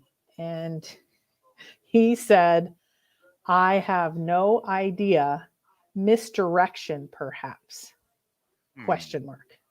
It was like, walk, walk, walk. Okay, so that was the first thing I talked to him about or went back and forth with him about. So he is saying he doesn't know. That's the first thing. The second was there has been some talk of him selling to a movie producer the rights to the codex. Absolutely false, he says. He owns the rights, him and his publisher own the rights to the codex. Anybody that would say anything different is absolutely not factually correct. So if you have been contacted by any group, especially media group, that is saying that they are making a movie and has purchased rights, etc., just shoot me an email and I will pass that on. Because Douglas is like, if anybody's saying that, I want to know it. It is not the case. No. And he was pretty adamant about it. So there you have it. Words from Douglas. There you go. Well, there's a couple things I got to look into, but what is the couple of things? Honey? The Denver, like I want to look into what the Denver Science Museum could have meant. Meaning, what was it a hint to? What was it a clue to? Okay. That's one thing I want to look into. Also read the rest of the Thrill of the Chase and come up with my own parallels to 9 Mile Hole. Like I said, I think borderline biddies and they can't tell me to cross the street is crossing the river, stuff like that. And then the other thing is if we look at the poem, and yeah, we're going to go 2 hours. That's right. At the end of the poem, okay, so if you've been wise and found the blaze, look quickly down your quest to cease. Terry Scant with Marvel Gaze, take the chest and go in peace. So why is it that I must go? And now we know the I is Forrest Fenn, if everybody thought it was something else. So why is it that I must go and leave my trove for all to seek? The answers I already know. I've done it tired and now I'm weak. To me, the done it tired and now I'm weak, what does that mean? Is it for somewhere in the Thrill of the Chase? That to me, that ties in somehow. To me, it should probably tie into a fishing reference. So does it say anywhere in the Thrill of the Chase that when he goes fly fishing, he's tired, he's weak, etc.? You know what I mean? I think it was not one of the clues, but it could have been a hint or a confirmer on what we were looking for. Just like hear me all and listen good, your effort will be worth the cold. The cold is going through the river. That's a confirmer. If you are brave and in the wood is a confirmer. I give you title to the gold. So I think these are just confirmers. Just like because gone alone in there, Jack actually said in an email to say that you're cold, you have to wade through the river. So they're confirmers, exactly what you said. What? What did you just drink out of? I've been drinking out of this all night. You just saw this? It's palm trees right there.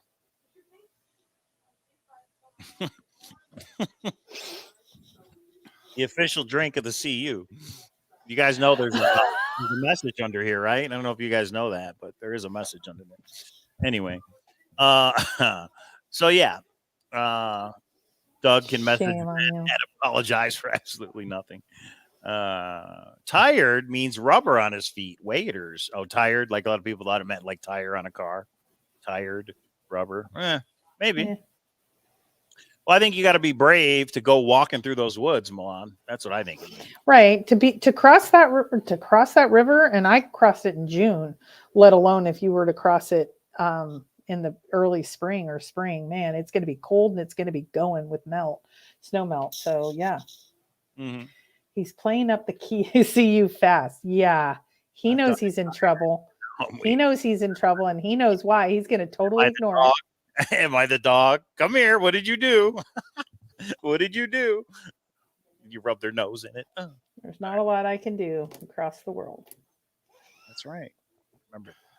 No, you're in trouble. Remember that. No. I'm trying to find something, but I can't.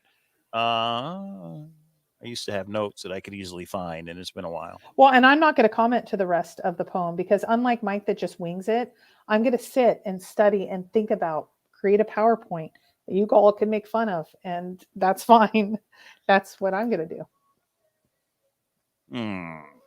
Cowlazars. I give it 2 more days, and my bruises will be completely gone.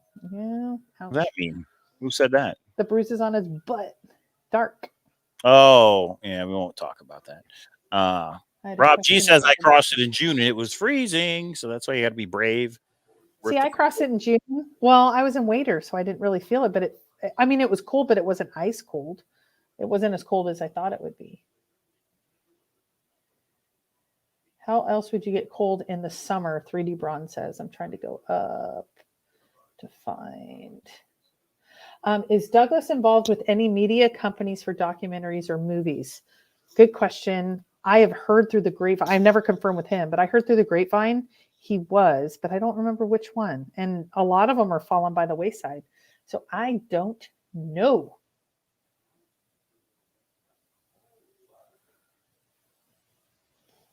So, and Warriors is saying if Douglas has any issues with what I've said, he can contact me.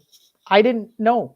I asked him. Actually, we were talking on the phone and you said message him. He doesn't have an issue with what anybody said. He just said, the only thing he said is no, not the case.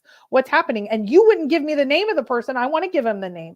But I'm okay not putting any more to it. I'm just going to leave it alone. But no, there wasn't a Ben Napple said. It was just, hey, did you sell rights to the code? We talked.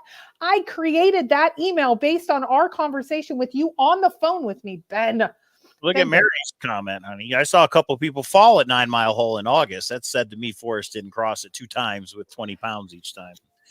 But then again, Forrest Fenn's a maverick, and he does what he wants. That makes it the most unbelievable. In my mind, when you guys see, there's 2 things that make it unbelievable to me that 9 Mile Hole, no matter how much confirmation I get. One is the safety issues of wading across, especially when he says, there's no way I would allow DPRO without a vest. There's no way. That's first. Second is, what if there are no legal issues? And then we hear him in an audio saying, just keep it, put it on the down low and like sell a coin here and there. Don't tell the IRS. That was his strategy. I think in either case, I'm sorry to say, those make it, Forrest maybe had some lapse in judgment when it comes to this. in my opinion, this particular spot, if this spot is it. So when we say 9 Mile Hole, that's why I always am going to have a little bit of a doubt. And I was talking to, I don't remember who, some searchers, and I was saying, but it's unsafe. And they're like, but not to Forrest. He was wading over that river at 12 and 13. Right, Mike? Yeah. Yeah. Well, he did it many, many times. I don't think he realized the I current gotta look at chat. 10 years later would have the issues, you know, that we'd be like, oh my God, you want us to cross this river? Are you crazy? To him, he's like, of course you should cross it, just like I did. But this is what I did. So we talked about the end of the poem, and I said the week. I think the week means something. I just scanned the thrill of the chase for the word week. I've done it tired. Now I'm weak. Mm-hmm. So I wish I could have lived to do the things I was attributed to. And the word week is in the book 3 times. And this one of the times is no time spent in thought is wasted, and nothing is too small to know. So one should not let knowing a little bit be a substitute for learning more. The aspirations of youth grow weak where they languish on the shelves of patience. And some of the things I've enjoyed the most in my life have come from the smallest voices. That a butterfly is really a flutterby. But when he says, I've done it, the answers already know I've done it tired and now I'm weak. And when we look in the book and the word weak is in the sentence that some of the things I've enjoyed the most in my life have come from the smallest voices. What he enjoyed most in his life was fishing, right? Right. To me, No doubt now. Well, now it's easy to say. Well, okay. So chat has gone crazy. So Holy says 2 similarities I found with the 10th clue, Denver and NAU, where my car was parked, underground parking. And I know Cynthia did this underground bridges. Well, just what I said. Well, okay. Who commented on that so I can put it up? Holy. Oh, okay. No, she brings up a good, but I'm missing a lot of stuff in chat, guys. And Cynthia did this underground bridges or bridges underwater or something like that. And at 9 Mile Hole, there's some of these. So I wonder if those 2 things link. I don't know, but I'm just talking out loud here for a second. Let me keep going. How old was Fenn when he met Peggy? Teenager, right? Like 17 or 16 or something. They were in high school together. They were in high school. That's what I thought. So I don't know though, honey. What? Okay,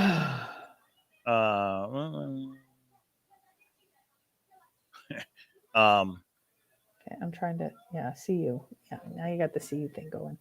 My brother just even said, even with a grid search, you wouldn't find it in a year. No way in 25 days. Depends how you grid search it. But I understand what you're saying. It's a 9. Did you mark over 1,000 trees? If you believed, supposedly there is a confirmer that the blaze is a tree in TTOTC. I don't know. Uli says, I don't believe Forrest would endanger one of his grandkids going across. No, I think he thought they should cross just like he did when he was their age. I believe Shiloh crossed. I believe his grandchild crossed. Which is that is exactly the point. Yes, Shiloh told me and Shannon and Cynthia that when we were there, and that is so. You said the Forrest Fenn family has been there fishing, right? Yeah, I've said this many times. It's not breaking news. Some people listen to me a little bit more, honey. Just to me. So Hooley, he doesn't believe it's endangering anything. It was normal for him and his family to cross the Madison. No, but I believe in what Holy is saying. Because when I crossed it as a city dweller, it was hard for me. I was scared, especially the first time. I'll tell you, the 4th time over, I wasn't as worried. But it took a little bit. Now, to someone like Forrest, I believe it was nothing to him because he has been a fly fisherman since he was 10 years old or, whatever years old. I don't know. As I've gone alone in there, except when I bring Shiloh with me. I don't know. Maybe I don't think he ever said I only went alone every single time that I ever went to my most special spot. I don't know. I'm not saying right or wrong. I mean, this is all. He has said where the treasure chest was, he was the only person that's been there. Ever? He has said that. Yeah, he said, I'm the only person that's ever been there. Because somebody specifically asked him, I think, has your father been there? Has Douglas Preston been there? He said, no, I'm the only one. But does that mean the actual tree? Well, he also said he'd only been there a couple of times. But then I heard some things about why he said that way. I don't know. And that's why I'm telling you, I can't be 100%. I can't be 100%, not because of what Forrest said. I can't be 100% because I waded through that river And I felt it would, there's no way someone in a wheelchair, even with assistance, and a child, I've already told you, D Pro at 12, I would not let him cross that river without me. I think when Forrest is saying I'm the only one that's been there, he doesn't mean 9 Mile Hole. He means the tree where the treasure chest was. He's the only one that walked 200 feet back there to actually hide it. I can There's a see the difference 80, between Palmer 15. Brown and 200 feet up here where the treasure chest is. I think, to me, that makes sense. Okay. And that's and maybe we could mince apart words on a lot of these. Maybe. I think it's kind of like what Toby did a show. If Forrest passed away the day after TTOTC was launched and we didn't have all this other gook, it could have been easier for us. And maybe that's why Forrest said maybe it'll be 900 years before somebody finds it. Because people may cross the Madison River to fish or something, but nobody's going to go all the way 200 feet in. And even if you did talk look for the treasure, you still had to find the blaze. So that's why he's like, maybe it won't be found for 900 years. Wait, you got just Holy saying you need to talk to CD, which I think is Copper Dan, about the wheelchair. F and I said that he said a wheelchair can go there. Oh, okay. And this is what I mean. All these extra words and things. We have the poem and we have TTOTC. All the other things, and I reference them all the time. I know Forrest said them, but was he in marketing PT Barnum mode by that time? Yeah. See, and Minotaur says, agree no person in a wheelchair, disagree about a 12-year-old for 9 Mile Hole. I just know, when did he make the comment about a child? Was it before or after one of the searcher deaths? He had to know. I mean, I emailed him. I just made it a mile hiking with 42 pounds in my pack. Am I good to go? Like, he had to know that some of us were, I don't know.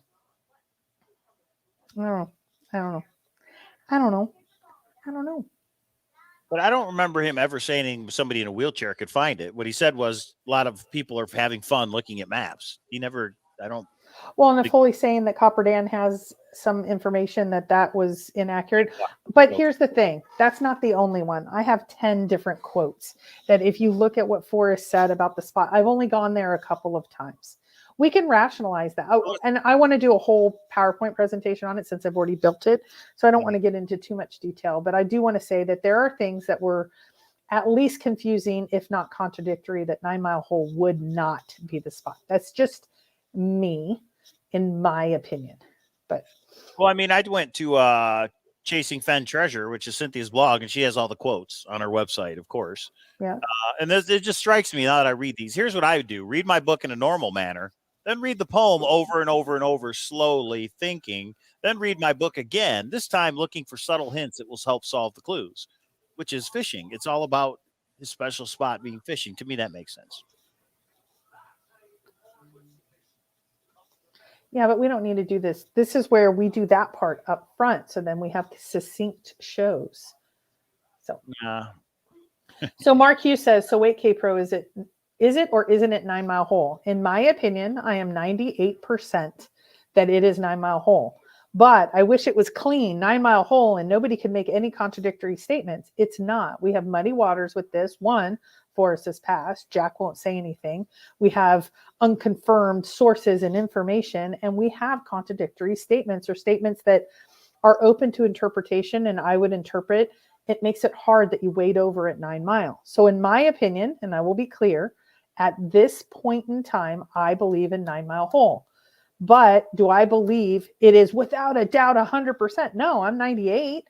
But there are some things that make it questionable. He'd only been there a couple of times. We know he's been there a lot more than a couple of times.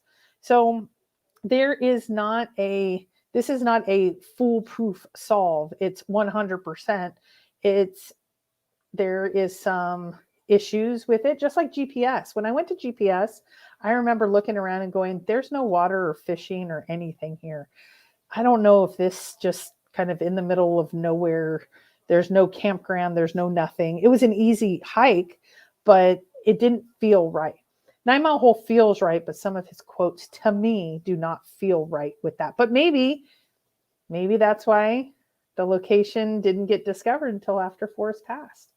We didn't know about all of this until I think Forrest had a vested interest. And now that we've heard that audio where Forrest said, I don't want the location out, I think he would have been caught.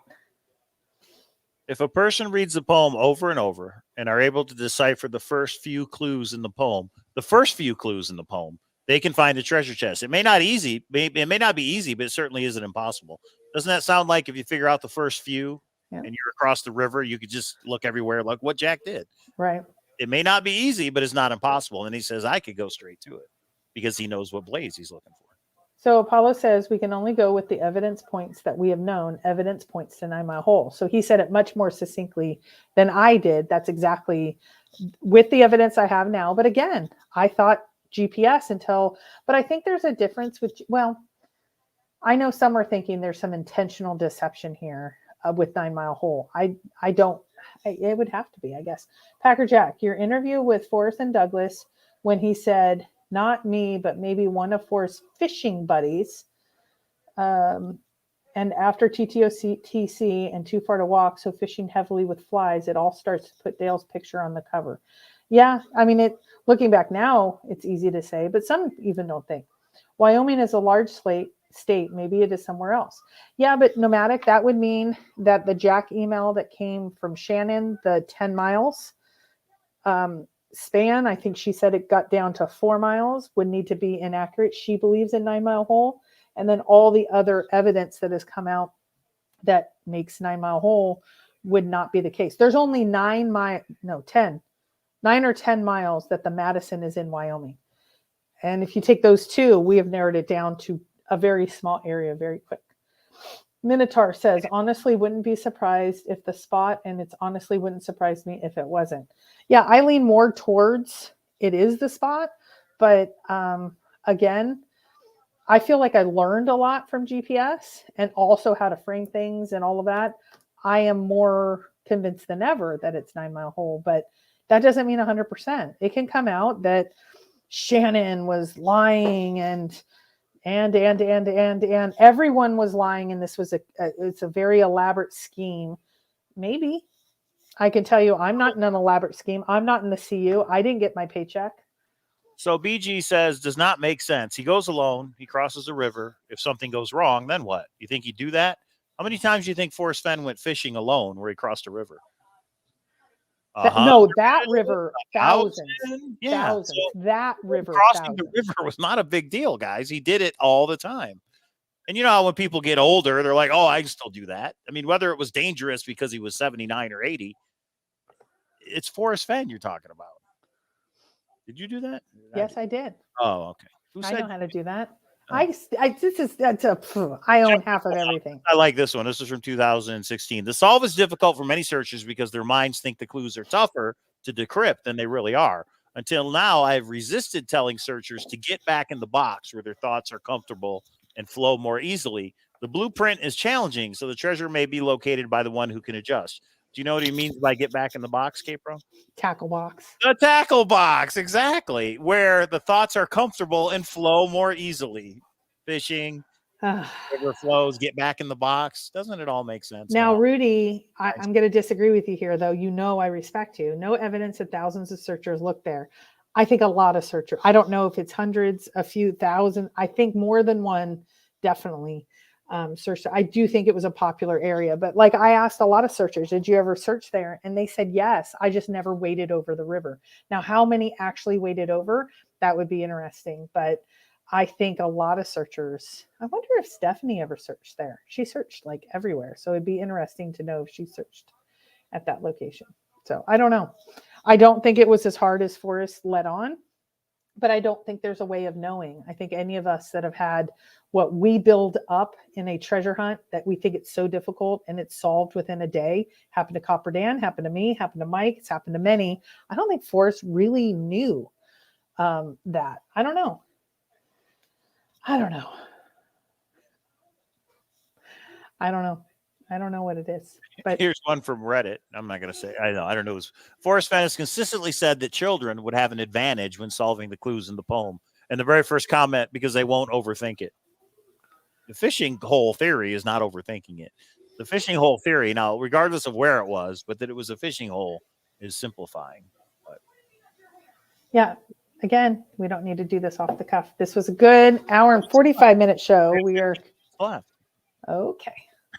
All right, we can end it if you want to. Forrest also specifically said he could not get to the spot in his later years. That means it was more difficult physically than simply walking to it. I agree with you there. And I know it was a back issue. Do you remember when we did the Jamie drawing? I probably shouldn't say this, but I don't think it embarrasses him. He was such in a back issue that he needed a direct line to his chair and to be able to have access to it so he could sit down, because his back was so bad in the last, I guess it'd be the last 2 or 3 years of his life. So his back was definitely an issue. He felt it. So, and there'd be times that I'd come in and I'd say hello at the door and he's like, let's go sit down. He's like, my back. And I'd be, oh, okay. So Ben says, how can a child solve the blaze when a child shouldn't be crossing a 9 Mile Hole? Well, one, I don't think anybody said a child's going to solve the blaze, but do you think a child should cross with a parent?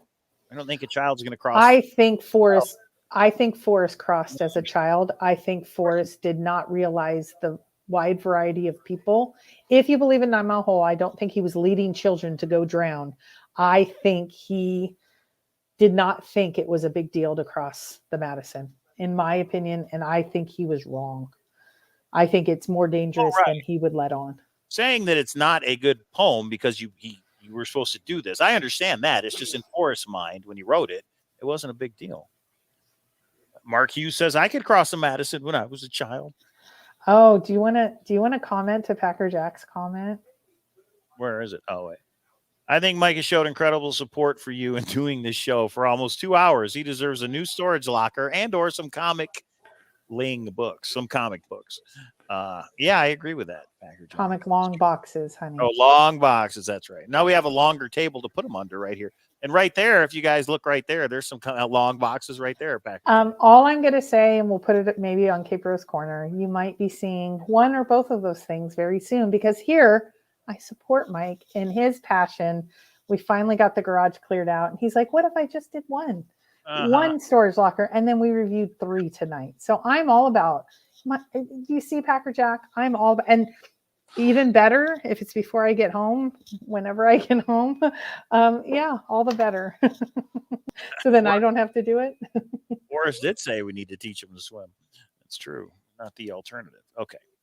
All right. Anyway. Okay. So hold on. Minotaur says, as a person with a wife that grew up on a river, as a river rat, her family had absolutely zero problem having them swim across the river like the Madison growing up. And that's where I think Forrest's mind was, and he was wrong with the people that ended up being in this hunt. But also think about the first few years, there weren't enough people in this hunt to even worry about. He invited them all over to his home. Somebody was talking about in the early years, he used to have parties at his house and everybody was in the backyard. One was at Glenna Goodacre's house and one was at Dorothy Massey's house. And before it got crazy, there was lots and lots. By the end, he realized he couldn't do that. So anyway, it started out pretty pure, well before I was in the chase. Well, for everybody that says that's too dangerous, what's more dangerous? Writing a poem where you have to cross a river to find in the actual spot, or writing a poem where you have searchers looking in all 4 states throughout the Rocky Mountains? Which one's more dangerous? But wait a minute. Dehydration and getting lost and river and everything else. That's the dangerous part, that he had this idea to begin with in all 4 states. What? And in my opinion, he didn't even say the first 4 states. Like I saw a list, I think it was up on Chase Chat that Stephanie put up of her search locations, and one of them was in South Dakota. And I was like, why South Dakota? Is she insane? No. They didn't define the search states at that time. He just said north of the Rockies. It could have been New York, Maine. I mean, it could have been anywhere north, or not north of the Rockies, but north of Santa Fe. So I thought that was interesting. That's what made me realize early on, people were in a very different situation than I think some of us coming in later, like 2015. I came in 2015. So about halfway into what we now know of the chase being over. Right. It only became 4 states after the map was, and Canada. Isn't the map where Canada, that was an inadvertent error and Canada got... So cut it off, yeah. Yeah. Treasure Warrior says you can't put up your own comments. I didn't see what you put. I was telling Randy wanted to know how he could start a Beacon Star underground. And I said, step 1 is to sell shirts, which he's already done. Coincidence? I think not. Okay. All right. Star Thursdays will be coming back. It'll be kind of Beacon Star Thursday because it's Randy's video we're going to talk about, except it's about the GPS. So, Yeah, the most dangerous part about it was not defining the months to search. Crossing the Madison in May and June is much different than in September. I totally agree with that. of course, don't search in the wintertime. That's why the recordings and messages on Dale and Cynthia shared. I think F was depressed in Q4 of 2019 when he shared with Cynthia, it's only a matter of time that the 1,000-year hope was over. I have asked Cynthia if she would consider sharing more of it and just blank out the searchers that are discussed.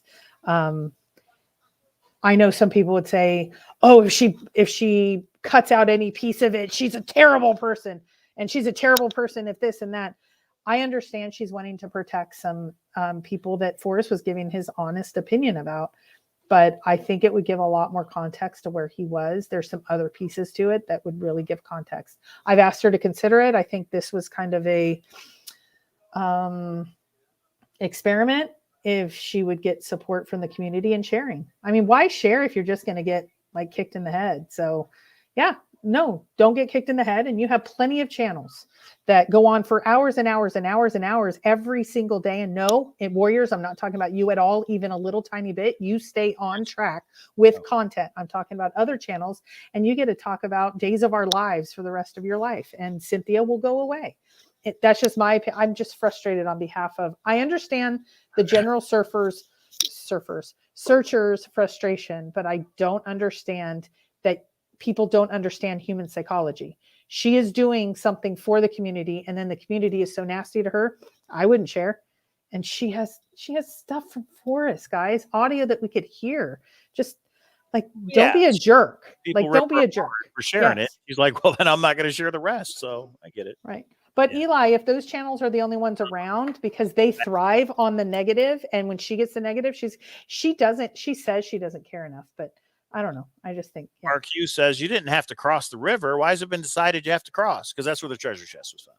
Yeah, because you have to put in. Mark, you have to put in. Put in is put in and worth the cold, and you have to be brave. And Jack said, why do you think you're cold? Why do you think you need to be brave and cold during the summer when you search? You definitely have to go through the river. So. Copper Factory, 1 hour. We have 4 PowerPoints. I hope one's about the grassy nook and Oswald. Okay. The grassy nook. Yeah, well, I'm excited. It sounds like something big's happening on Copper Dan's show tomorrow night. Something big. So there you go. Milan says, I'm frustrated that Cynthia has so much secret knowledge. But you know what? She didn't find the chest, so how secret was it? But are you frustrated at Cynthia for sharing 90% of it? Are you saying, Cynthia, if you can't share exactly 100% of it, go away and be quiet forever? That's what I'm hearing. And if you're saying that, great. You're going to hear about BS drama for hours, and someone like Cynthia that has recordings of Forrest that would be insightful on the chase. Let's make her go away. It doesn't seem, I don't seem to understand that logic. And I know some people thrive and donate thousands of dollars to the people that cause the drama. And I know, Milan, you're a supporter of that, and that's okay. But I don't find any value in the drama and the negative stuff. But Milan, I wouldn't call it secret knowledge. I would call it inside knowledge, because she was friends with Forrest and he talked to her like a friend. So maybe to me, there's a difference between secret knowledge, meaning Cynthia, this is where warm waters hold. He didn't do that. He didn't give her answers to the clues, but he gave her inside information. When I had the dip your toe in it, I was so excited the next day. I was really stupid about this chase. And the polite like email from Christy. That's the one. That was the first email I sent to Forrest. And I actually put, guys, it's 1 mile, because I told him it was 1 mile, and my name's Christy and it's Kristie. It's the same. I'm so excited. And people blew up at me. Secret information, you bitch, and went crazy. And I went, oh, maybe I shouldn't share that. I was just so excited. I wanted to share with everybody. If you're walking long distances, you're walking too far, is what Forrest said. Well, it was actually less than a mile. And you can see now it's less than a mile. But I was shocked. I was like, shouldn't everybody be excited I'm sharing? And then you're dipping toe in it. I shared. Then there were secret recordings that other people did when we were sharing that made it. But I wanted to share, but I can see why. Just human nature. If you share, you're going to just get negative. Why share then? They have the knowledge. what I didn't understand is why you never shared the PS to that email when he said learn how to swim. I don't know why after all this time why you never shared that, but I didn't show you the one that he said. So the waders and Dry Creek, and then it's right there. I didn't even show you that one. right. You just said wade on across that river. Come on. He's like, what, wet and dry? You know, I love Dry Creek. That's what he said. Such a Chuck jerk. says, you guys realize that fishing the Madison in the park, especially the closer you get to the Firehole and Gibbon, is that the water is too warm in the summer. Too warm to actually get in. Dun, dun, dun. Madison in the park, especially. Does it's specialized knowledge, everybody, but apparently not. I think Homer Brown was specialized. That's one of mine in my top 10. Yes, Mark. Thanks for watching. Yeah. Yeah. It's a theory, guys. Are we saying this is it 100%? I'm not. I'm not saying 9 Mile Hole is at 100%. I'm saying it makes sense. Some of the things he said, it doesn't make sense, but a lot of things do. But just like how many times have we said there was no red herrings in our hunts, and there was red herrings? People thought there was red herrings in our hunts. There used to be two Discords. What's Discord? That's how we talk to each other through video games. Remember PUBG? That's like with Sam and those guys? Yelling and screaming at each other. I don't see how a Discord would work, but it's for people to communicate. That's what it's for. Wait. So the other night when we were playing video games, Packer Jack, do you see how I give? That was Sam and all those guys. That was Discord. Sam, Travis. No, you're right. It was Sam. Yeah, yes, that was Discord. I'm surprised there's not a Discord for poker. Come on, Poker Stars group. They have. They do Zoom. That's why they do Zoom. Yeah. So it's like a video. It's an audio chat. Yeah, it's audio only, but you can share videos. You can turn on your video, I think, and stuff. But yeah, I mean, it might work. You could also do a Zoom. Why not leave a Zoom? Can you imagine the screen? I mean, not on YouTube, but then anybody. Is it anyone that can join? Well, they're talking about doing it. Who knows? Oh, okay. Be a member. But then you get to hear all the drama. I don't know if it's content. Can you be moderated? Moderators for Discord. Yeah, to set up a Discord. Okay. Well, people will be secretly recorded from here to the future. Hillbilly Hound says, Forrest Fenn said the final clue would be where they found his car. Were there any clues left in the parking lot at 9 Mile Hole? You got to remember, when he said that, it would be if he was going there to die. So that was the Denver Museum, right? Can I be sarcastic? Let's check Justin's secret cameras and find out. Oh! Anyway. Discord is more like a structured chat with multimedia. Look at it. He said it so like sophisticated. I don't know if you're being facetious there, Mark. All right. Packer Jack says, after meeting Cynthia in Vegas, we got 2 minutes and then we'll wrap up. After meeting Cynthia in Vegas and her being so nice and engaging, I think people need to give her an effing break and appreciate that she still cares enough to run face first into the brick wall. I don't know what that means, but okay. Well said. No, it's exactly right. So, and Cynthia, in case you watch, which I know you don't, you definitely wouldn't make it to the end of 2 hours. And I promise you, it's always going to be an hour. And I asked you to watch tonight. I want to thank you for putting something out there. I know you're not going to get to this part of it. I am going to buy you a margarita because each of us have a story. We're going to swap and have some fun laughing. How's that? 2 hour show. Ridiculous. Another big problem with this idea is that 4 clues weren't solved until 2016. How does that fit with 9 Mile Hole, which was an early target? Well, when you say solved, I don't think people knew they were solved. I mean, you mean Forrest said 4 clues may have been solved or something? Yeah, he said the first 2 clues and people walked or went right by them. And then he said 4 or 5. I thought it was 4 or 5. I don't know if they knew what the Homer Brown was and which creek to go up. I think a lot of people. So if you see the picture of Diggin' Gypsy, she was going up the wet creek. I think the wet creek is wrong. Well, just like Justin, from what I understand to this day, he believes that he absolutely was the. I just lost my thought. He believes he's absolutely right with the wet creek, and he's wrong. He's wrong. Can you mod me for a sec? I don't know. I do not have that ability. That would need to be mine. Who said that? Ben. Oh, you'll never be. Oh, it's the I can. You're talking about Discord. No, I know, and he just sent me the thing. You're so terrible. You guys take this too serious. Breaking news, everybody. Rudy and no, Trish actually starting a Chase Discord tomorrow. Okay, and here's the link to it. And I'm going to give a little shout out to Ben here.